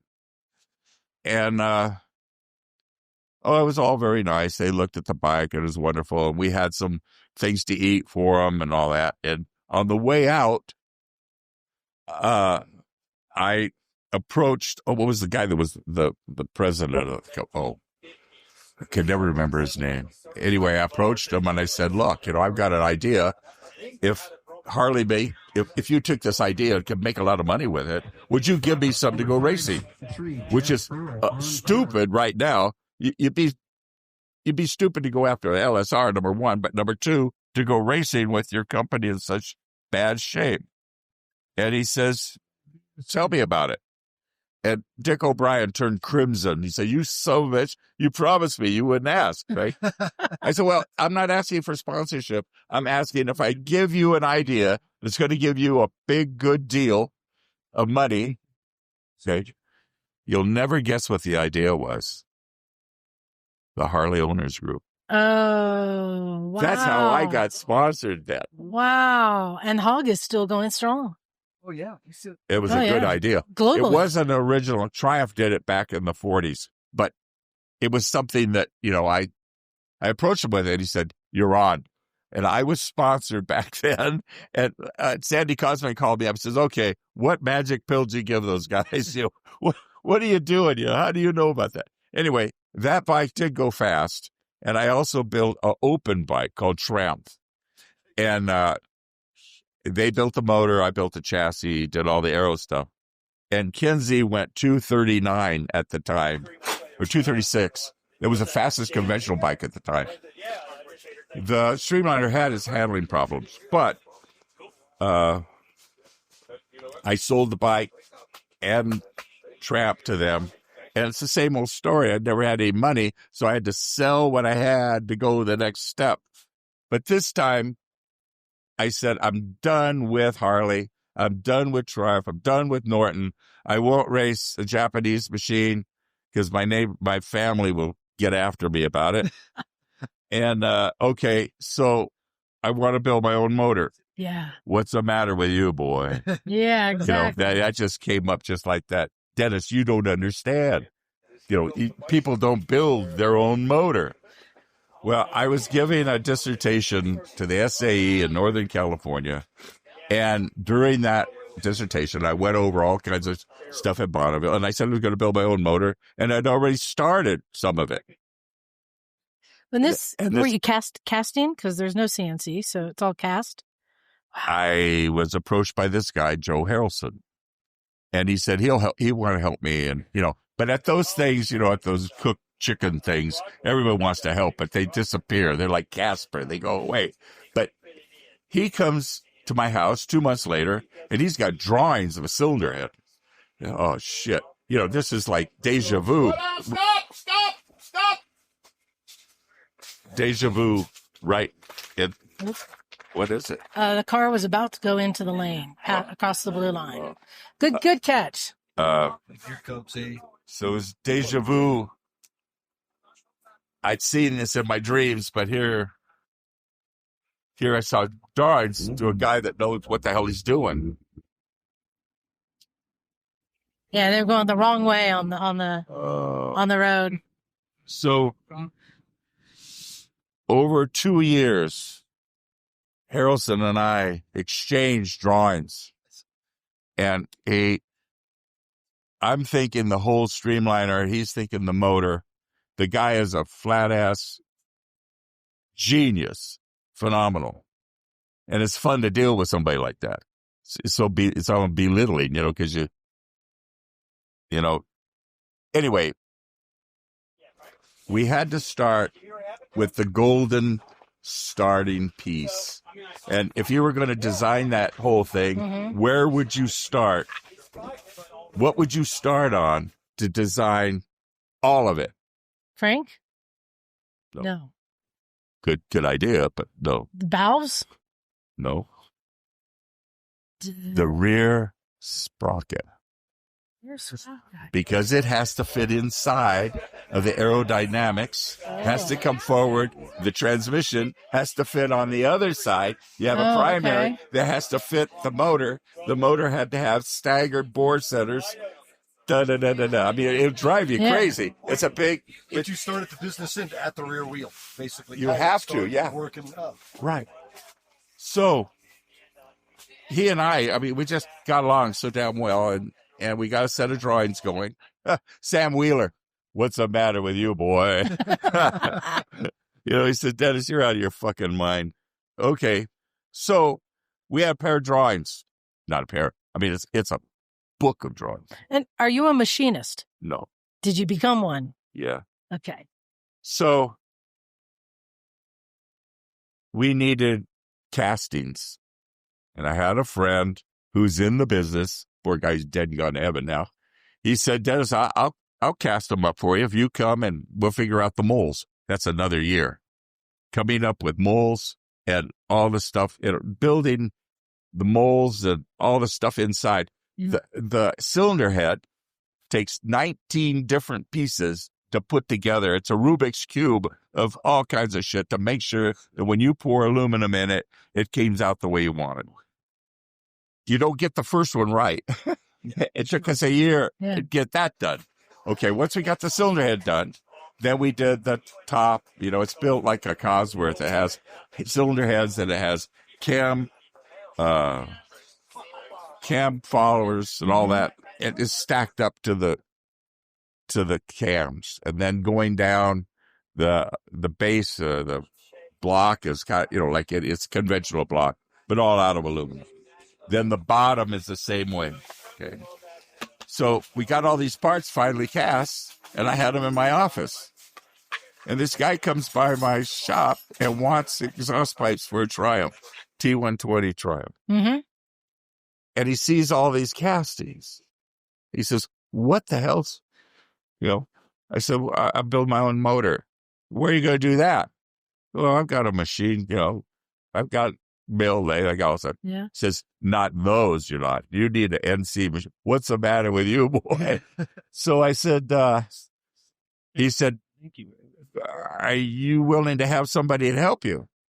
And I said, well, you got to understand, this is going to be a surefire money-losing proposition. And he said, you're on.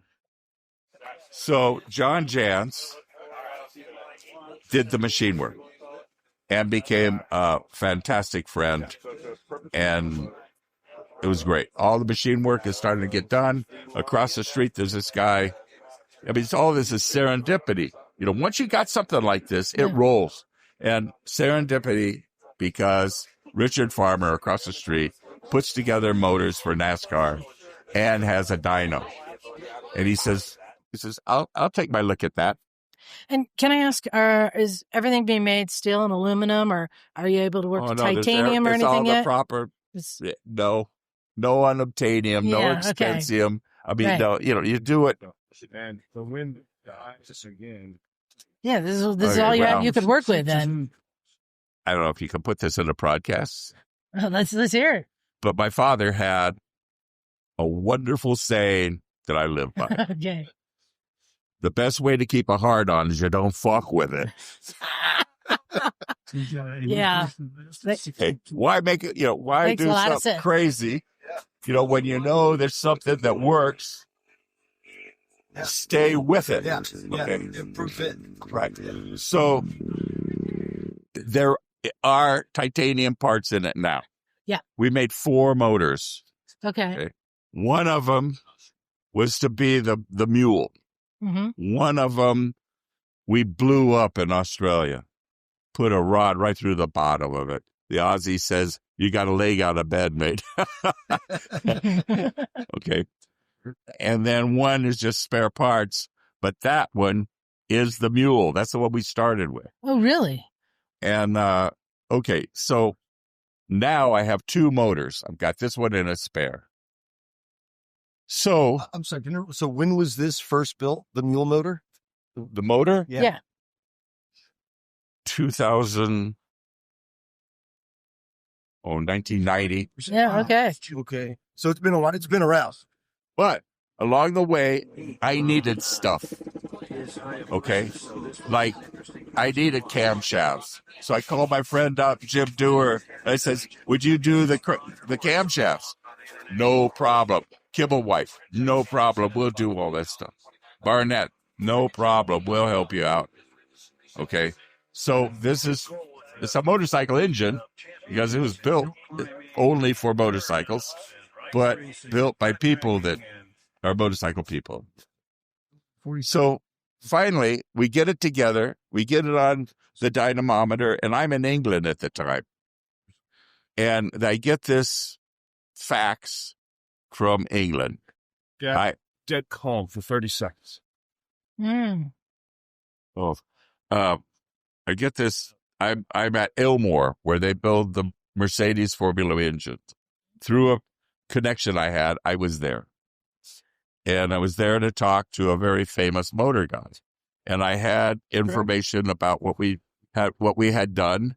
And I wanted him to see it if he would look at it. And he did and gave me some input. And I got to say that the Roger Penske Racing Organization really helped me. Okay. So I get this message. They ran the motor for 32 minutes on the dyno at full throttle, full load, and it only stopped because they ran out of fuel. Well, we haven't even said, what's the volume of this? It's a 3 liter. It's 2,997 cc's. And it's you have to cool it down to measure it because it'd be over 3 if you got it hot.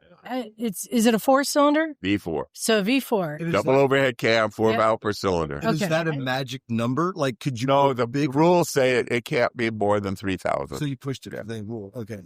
So with that, I build another bike. And I'm looking for a new rider. Okay. And so I go on the internet, I'm looking for a rider, and I get the damnedest results you've ever seen in your life.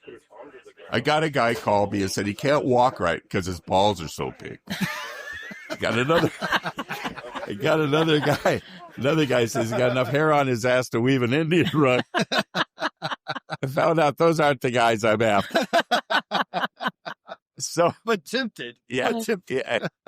So, through a friend of mine, Mike Shattuck, I met Chris Carr.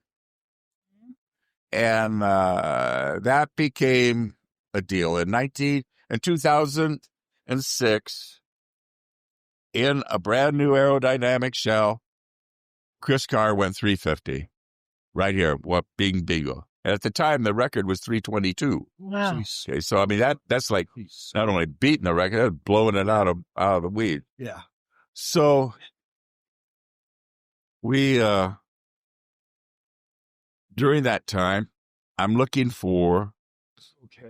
We're on tour at the motorcycle show, and we're in North Carolina. And I know one of the principals at a wind tunnel, at A Square Wind Tunnel in North Carolina, where they do NASCAR and all that stuff. And I went in there, and they said, "God, we'd love to have this thing in the tunnel." Because it is other than what you see. Okay. Had they had anything like that before? No. Yeah, so they wanted to it was like juicy to them. If you look, if you want to measure aero, you take a flat piece of something in this profile, put it in the dyno. I mean, it is a dyno in the wind tunnel. Take it up, and it will give you a coefficient of drag of 1.000. Right? That's where you start. Yeah. And like a NASCAR is 0.2. Even a good one's like 0.25. It's also The best thing they'd ever had on the wind tunnel was point. Right. So the chassis is very, very hard. No, the NASCAR's 0.4. The best thing they'd had was a 0.2. And freaking 200 miles an hour. You got to get below 2. Well, no. At that time, 0.17, 0.18, maybe even 0.2. Okay. That was the state of the art. People were doing it. Yeah. I wanted to build my own aerodynamics because the guy who did the one before, it didn't work. All the machines, the Norton, the Triumph, the Harley, all of them went in the 270s, except for the one that had my motor in it. And Rocky went right at 300. And how long is this bike? 25 foot. 25 feet. All right. And is everybody using the same material for the fairings and everything? No. So this is the first time anybody had ever done something that was a carbon composite, something like that. So we put it in the wind tunnel just for shits and giggles, right? And I don't know, did you ever know Don Tilley? He was the Harley dealer. Yeah. He also was a real connection at NASCAR. And the NASCAR boys wanted to, they want to see what it would do. Yeah. So they took a blow on it, and the guy asked me, do you want to go public with this? I said, well, why not? I don't see no competition. He says, okay. So they told, okay, understand the best thing they'd ever had was 0.2 something. Yeah. They announced 0.08. So sub 1. Yeah. Oh, yeah. By a lot. Yeah. So that works. But the start of it was on a Sunday, I'd gone to a wind tunnel where they do Indy cars and cars. Okay. And I wanted something 0.1. And they said, no, race car concentrates on corners. 85% of the time, they're trying to get around corners. Straightaway's okay, but okay. And sorry. downforce. Yeah, but that's what it's all about. Yeah. So, okay, so I went to a hangar where they do gliders. Dennis, no, sorry, we're not going to go that fast, so we're not looking at a shape that wants to be stable and all that. So, I used to drink copious amounts of wine, and I'm watching 60 Minutes, and they're talking about the salmon going up and down the Columbia River, and how easy it is and all that. I have a friend whose father was an ichthyologist at the University of Missouri. And I called him, and he said, what are you doing? What are you up to? And I said, I want to know about salmon and how good they are. Because they're so damn good in the water. Right. Water, yeah, like tuna. Right. A good salmon can swim 50 miles an hour in water. So if you consider water is 8 times as thick as air, that's a 400-mile-an-hour shape you're looking at. Yeah. It's fish. Look at it. Yeah. There's a salmon with wheels on it. Yeah. And so I didn't do anything magic out of the world. I just did that. It's excellent. And so Chris went 350 with it, and then we went 367. But then on one down run, we went 373. I have an official ticket for 73. People here say, I went a million miles an hour. Well, show me a ticket. That's the whole thing. Right. So Chris decides to retire, which is okay. Yeah. So I need money again, and I have somebody that really wants to ride the bike and has money. So I hooked up with Valerie Thompson. Yeah, we know Valerie. And I thought, wouldn't that be pitching if a girl had that land speed record?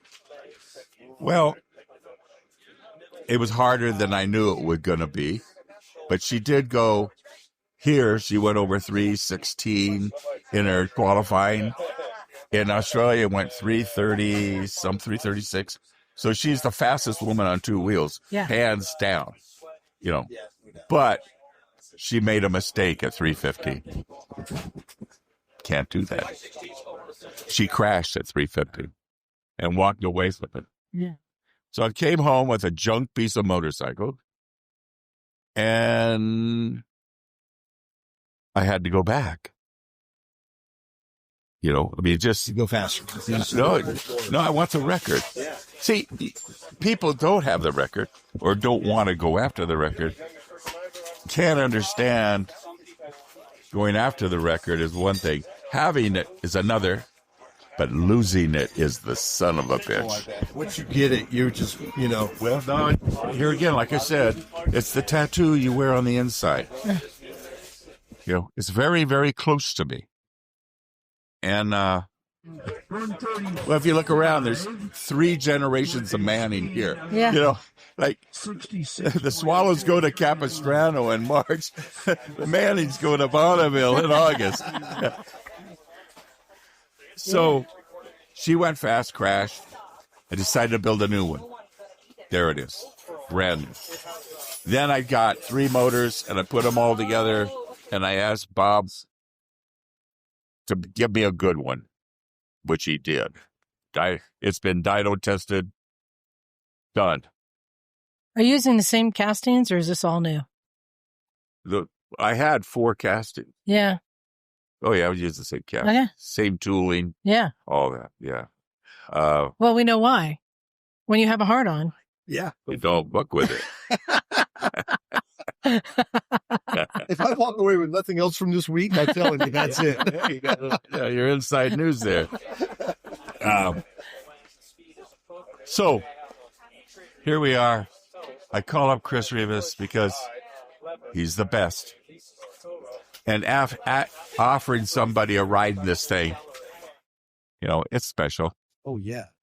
Yes. A lot. There's so much history into it. But just going 350 miles an hour, like, it's all business, man. That's easy. That's the crazy part. Chris Carr, every time come back as Dennis, put some gearing in this son of a bitch. Said, it'll go faster. So, and that, get my book. Yes. Because there's more to the story. Let me tell you, there's a lot to the story. From Denis Manning, and it's called? So Denis Manning, Streamliner, my life in the fastest lane. It's here. The book is here. Oh, good. I think Stella has some. If not, we have some here. $50. What do you think under perfect conditions, best right? What is it capable of? Do you think? If everything lined up? You're a fool. Like I say, theoretical Streamliner. Yeah. Get theoretical records every fucking theoretical time. Show me a time tick. Show me your time trip. Yeah. So and this is hands down. I mean, I know Dan Gurney pretty well. I've known a lot of guys. Hands down, this is the toughest trick there is here because with the Streamliner car, you come to a stop. With this thing, you come to a stop, you don't put skids down, you're going to fall over. With this thing, you've got to negotiate the air going through the air. Yeah. I have a quick question for you. I see you don't have any quick questions. The name of a friend of ours, Mike Corbin, on the side of the trailer. I'm wondering if he's had a hand in this. Well, you know about his time out here, right? Yeah, I met him in '66. Yeah, there you go. Way back when. Yeah. Well, setting the record out here on the electric. Oh, that's right. Yeah. Like in 72, yeah. right? I know him and Bev. So forever. What, do you ever know Dirty Mike? No, I don't know Dirty Mike. Dirty Mike he's gone to heaven, I'm certain. Corbin's always had a bird. Now I think he has 1 or 2 grays, African grays, but he had this macaw that was Dirty Mike. Yeah. And you go up to Mike and say, "Hi, Mike, how you doing?" And he'd look at you with one eye and said, "Birds don't talk." Nice. But so did Mike Corbin have any hand in this? Did he help with along the line? He fiberglass. He helped me with fiberglass on a Harley Davidson. Some asshole back there thought I had the record, and they made a big sign, and they wanted me to have a press conference, and I didn't have a motorbike. Yeah. But I had the mold, so we blew a mold half, and put it on the side of the bike. And Corbin did all that. But Corbin has always been the premier helper financially. Look on the side of the bike. I saw it. I saw that's what Colorado. That's right. It represents what Mike has done for me. That's awesome. He's a friend of ours too. And it's great to see what you're doing. And I think you'll get a run, probably not today, maybe tomorrow. Who knows? Who knows? It has to be right. There's a bit of a side wind here. Side wind, I hear, isn't good for streamliners. 10 miles. Which way you think the wind's going to blow? Every which way. You got it. Wind's going this way, wind's going that way. Now, see, I've got Pete finding, but I've got to talk to these next people. We see everybody comes by to kiss the ring. Well, thank you so much. I appreciate your time. There we go. Got it. Kiss Pleasure the ring. meeting you. Thanks for the Love time. your stories, and I'm taking your life's lessons with me. Yeah? Yes. Oh, yeah, you'll remember that one, won't you? If I can ever get there again, God darn it. No.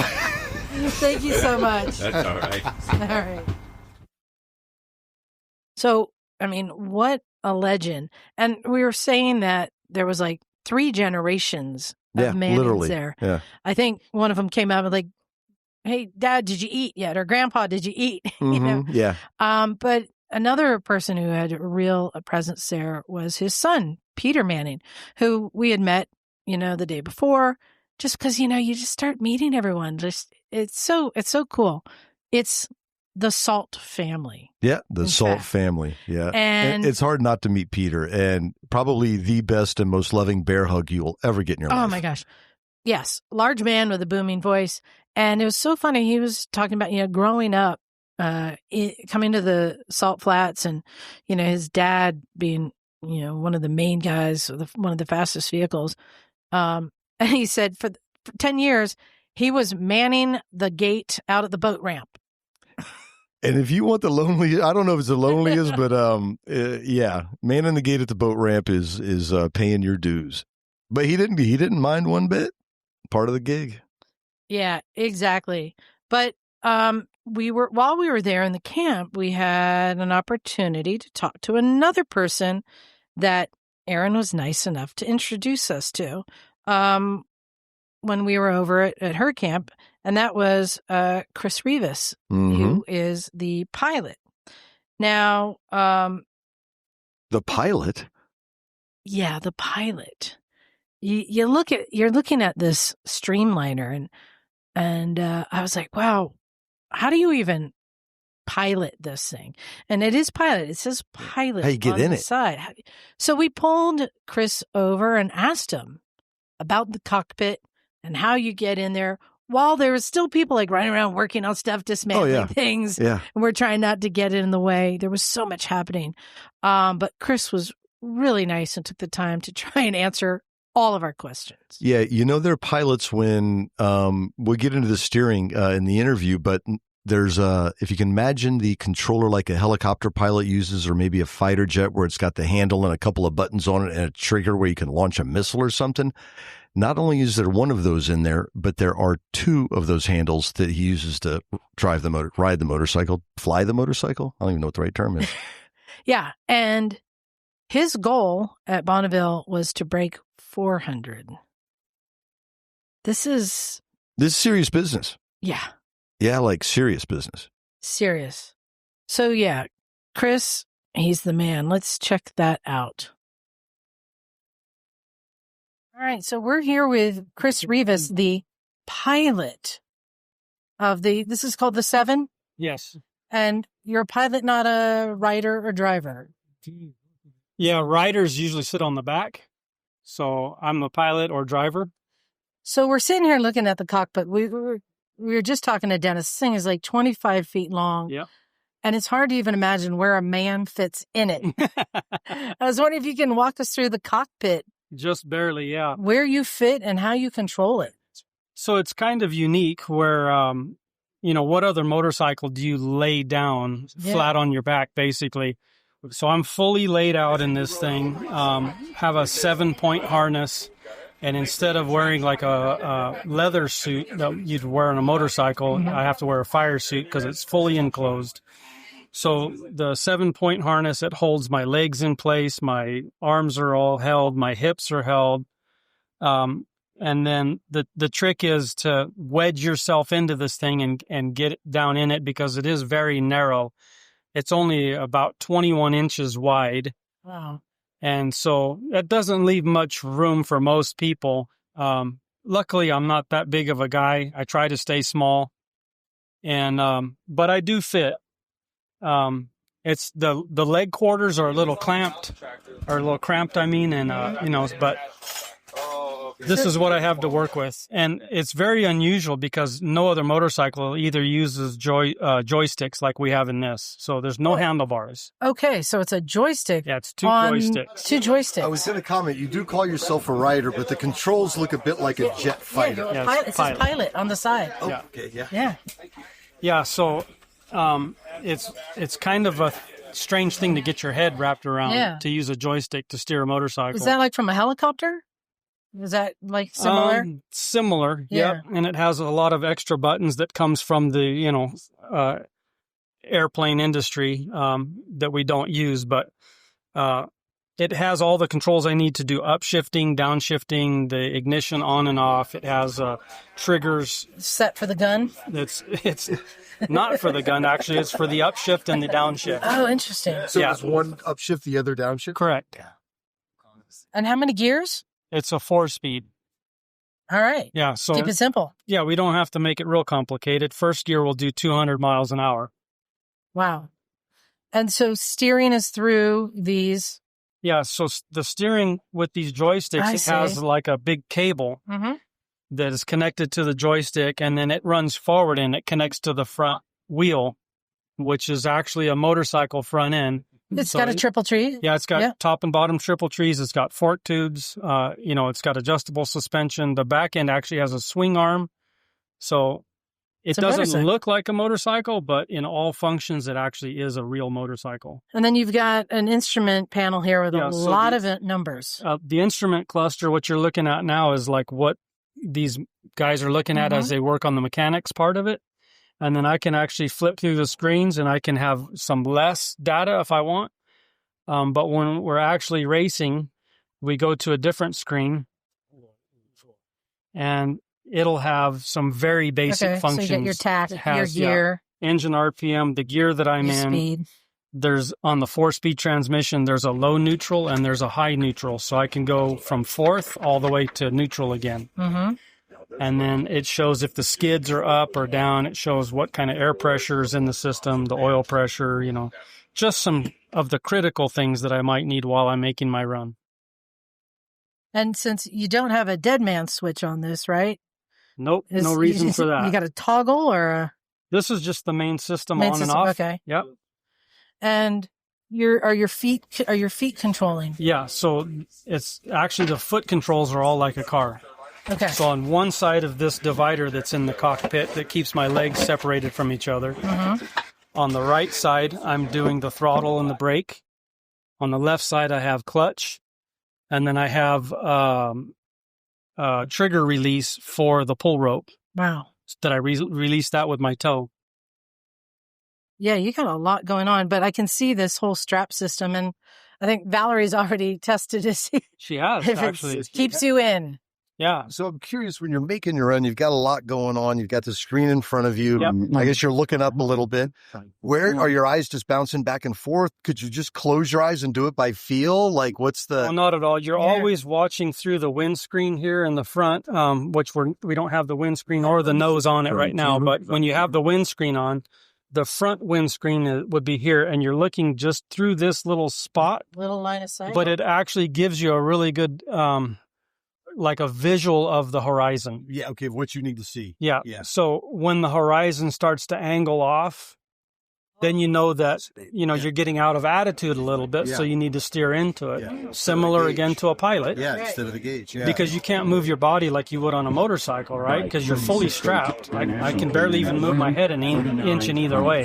So are you just using the steering controls to adjust your attitude, so to speak? It's the only thing you can use. Once you get off the skids, it steers like a motorcycle on the freeway. Right, okay. So if the bike starts to lean to the left, you push the steering but you into can't lean it. your shoulder into it. But you can't lean into it. Wow. Yeah, you have to depend on that steering. Well, I'm guessing there's not much wiggle room once you're strapped in. There's zero wiggle room. That's the whole point. Yeah, zero. And there's not a lot of suspension on this either. I mean, you said it's got triples and forks, but it does. But a couple inches? Almost. Yeah. Yeah, almost. Wow. It has a fully contained fire system, so if something happens, I've got a trigger where I could, pop off the fire bottles.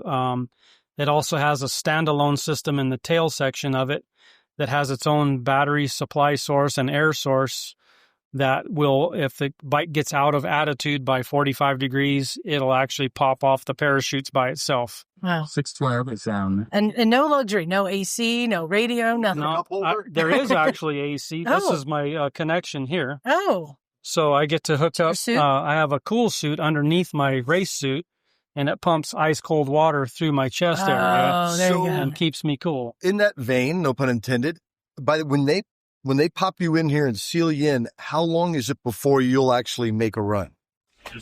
It's pretty quick at that point. Okay. Once the canopy is on and locked, 30 seconds I'm rolling. So they're doing this all out at the start? Yeah. Yeah, okay. Yeah, we're already at the end of the course. And it's the end of the international course. Right. Yeah. Yeah. Or even farther out if we want. Negative. Yeah, we can go into the negatives if we needed to. So, but we're already pointed down the course, and this rig travels just like you see it, awning out everything. It stays just like you see it as it goes down the salt as a chase vehicle. Yeah. So they told me up to about 60 miles an hour, and I release the rope, and then I bring the skids up and I accelerate out. Wow. And then I'm guessing you can't turn around. There's no real turn radius. No. I've been telling people all week, it's kind of like trying to turn a cruise ship. Yeah. Right? So you're not going to go find the best spot on the track, really. No. You're kind of you're there trying to maintain attitude. Yeah, and it looks like there's a lot of movement in the handles, but I bet the wheel, the degree, it's just a few degrees, right? Just a few. Yeah. Yeah. Just enough to stay on track. That's full lock to lock. Yeah. Wow. Yep. It don't go far. So you don't want it to, right? No, not at all. So is it taboo to say what is your goal? No, it's not taboo at all. So mostly what I need is to finish accomplishing my licensing process. Yep. So that is the real goal at hand. Once the licensing process is done, our first goal after that is to exceed 376 miles an hour. That's the current record. So as long as we exceed that, that's a goal achieved. And then beyond that, obviously, if you're doing 380-ish, everybody's looking at 400 and everybody's talking about 400. It's actually a long ways away from 376. Yeah. And your personal best is? My personal best is 244 on a open sit-on Harley-Davidson motorcycle. So this is all new territory. Yeah. Somebody pointed out to me it's 156 miles an hour faster than I've ever been to go do this. And I said, wow, that's great. That's it. Only 156. It doesn't actually sound that bad. Baby steps. Yeah. Baby steps. Awesome. Well, thank you so much for your time. And thank you. What is the saying out here on the salt? You don't say break a leg. No, I don't think you do. Have fun. Be safe. There you go. Have fun and be safe. Thank you. Thank you very much. Yeah, drink lots of water. Yeah. Thank you. So I wanted to share another fun story about the Salt family, as it was. Oh, and I ran into Crystal. We met Delvine. There were so many people that we were meeting. I didn't even mention Bear and Kit. I wanted to give them a quick shout out. Shout out. They were there on a stock zero SRF with what could be described as a ironing board attached to it. Sidecar. Pretty much, yeah. Pretty much. Or a surfboard from 1954. Didn't even have the stability of a surfboard. And just had two handles to hold on to. Two handles up front. Pegs. Yeah. So Kit was the driver, and Bear was I was told not to say the monkey, was the passenger. And he was just teammate on his stomach, holding on to two just hand grips. and out there setting records. So we went by just to try and there's a chat 'em zero. up. What? There's a zero.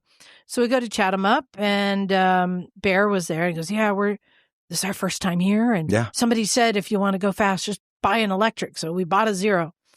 Oh, okay. And he goes, "Yeah, now we're because there's not a lot of records set yet, right." And so they got it up classes. to like 130 something, and I was like, "Wow, I thought it had a limiter." He goes, "Well, that's the thing. We're trying to figure out how to hack it."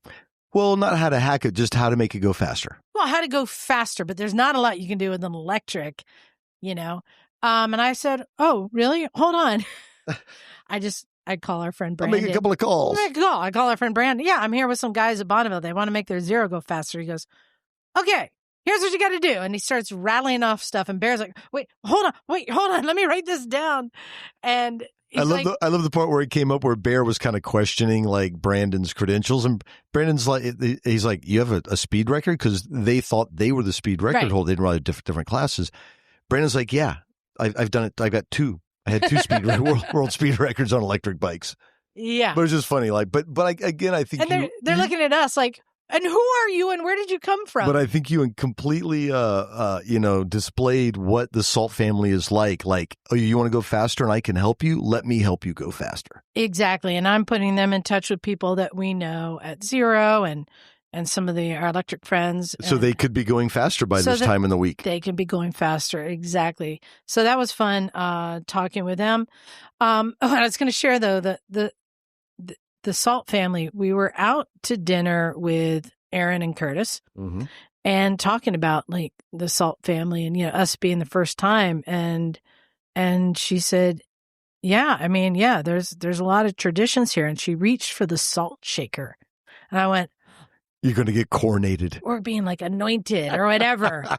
And then she just takes it and like puts it on her steak. And I'm like, "Oh, I honestly thought that you were about to do some ritual to welcome us." She's like, "What? No, there's no, in my eyes there's no ritual." She goes, "Do you want one?" I'm like, "Yes, please." So she threw salt over our shoulders, and we feel like, yes, we are now officially part of the Salt family, and we may have started a new tradition. But there was a lot of history there. And some of the cool places that we visited there was, the first one was the Salt Flats Cafe, which is highly recommended, which is a Mexican restaurant. Yes. And with pictures of land speed record holders and their bikes everywhere on the walls. Yeah. Everywhere. A lot of history. It was fun to look on the walls, try and find anyone that we knew, and just had a good meal. There's also, interestingly enough, the museum there, the Enola Gay. Yep.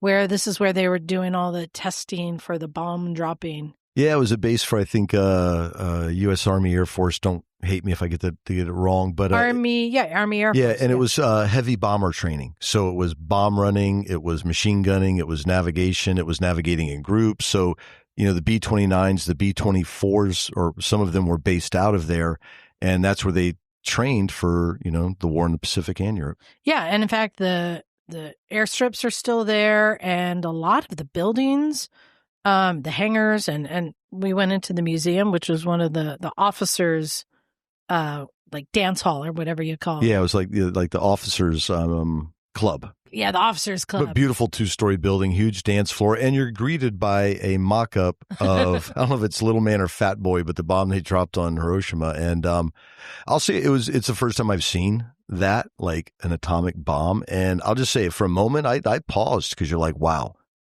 That is what a weapon of mass destruction looks like. But then all the talk everyone was saying is like, they're saying, are you going to go to Carmen's? Are you going to Carmen's? Yep. What's Carmen's? What? And the directions for Carmen's is head towards the Airfield Museum. Right. Take a right at the broke down mobile homes. Like multiple mobile homes that all look like they crashed on the highway. And then go past the old rusty tank. Yes, that's on your right.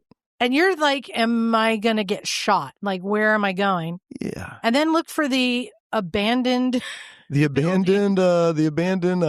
house of ill repute, where if you go in, it looks like you're going to get stabbed with a screwdriver. And it's all just like painted black plywood and not a single window, no sign of anything other than a sign on a door that says open.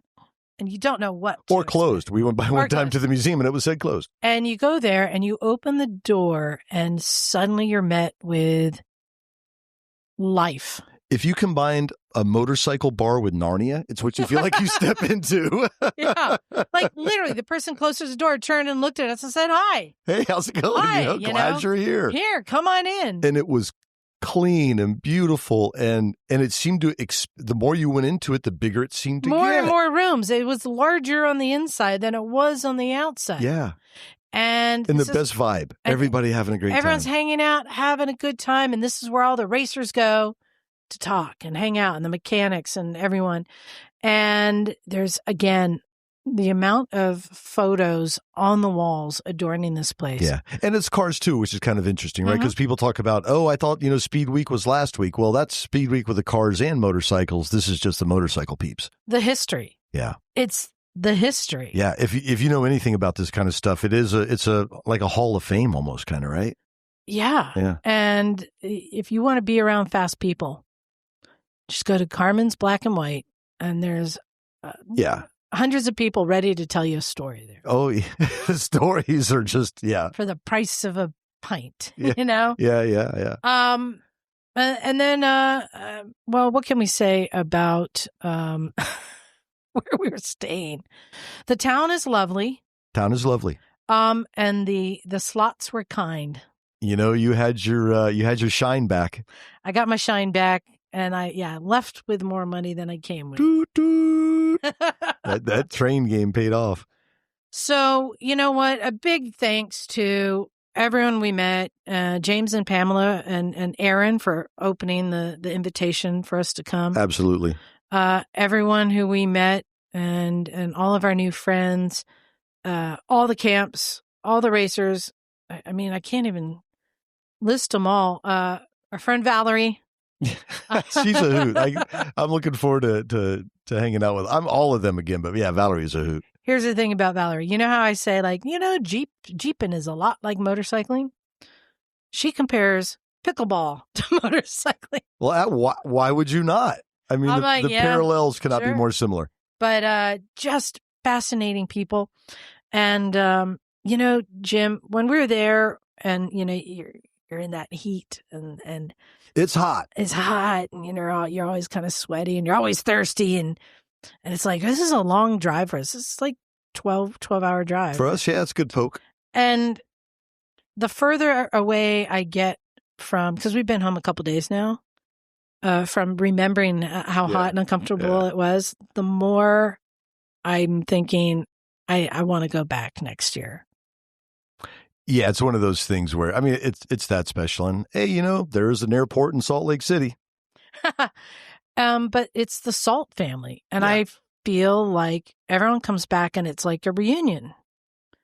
And every year there's new people being, coming in and we didn't even get to stay around for the whole week. They're doing all sorts of different functions. I know, we just got benefits. a taste. We just got like the smallest sip of the Kool-Aid you can get. So I think they gave it to us free the first time. We'll see when we go back.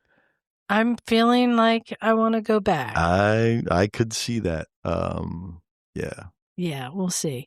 But that brings us to the end of the episode. Thanks everyone for listening. So appreciate you, especially our Patreon subscribers. You're the best. You keep us going. Send us your emails. Let us know what is your bucket list event that you want to go to. Yes. Maybe it's Bonneville, because you know what, Jim? We heard a few people say the speed trials aren't really a what do you say? Spectator sport. Spectator sport. If you're just going to show up. Depends on what you're spectating. Depends on what you're spectating. But if you're a friendly person and you bring some cold drinks with you, very good chance you might find yourself sitting on a couch on casters and sharing your drink with some new friends. Yeah, and hearing some stories. So, let us know what your bucket list event is. Send that email to motorcyclesandmisfits@gmail.com. And make sure, if you haven't been there, check out our website at motorcyclesandmisfits.com. Still got some shirts left for sale. I don't know. Maybe next year I'm going to have to do a Bonneville Racer on there. Ooh, there's some there's some imagery we can fire on that one. Ooh, so much. So thank you, everyone, for listening. I appreciate you. Time to get out of here. This is Liza. And tonight, it's Lucky Jim.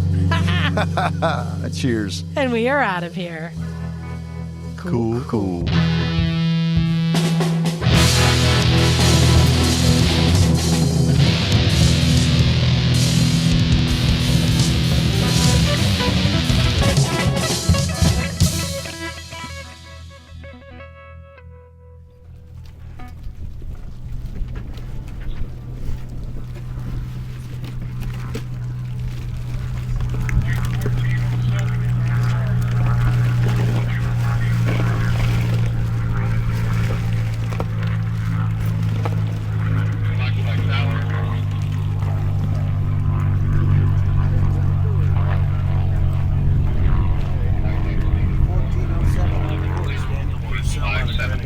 Exiting the mile at 170.51. Copy that.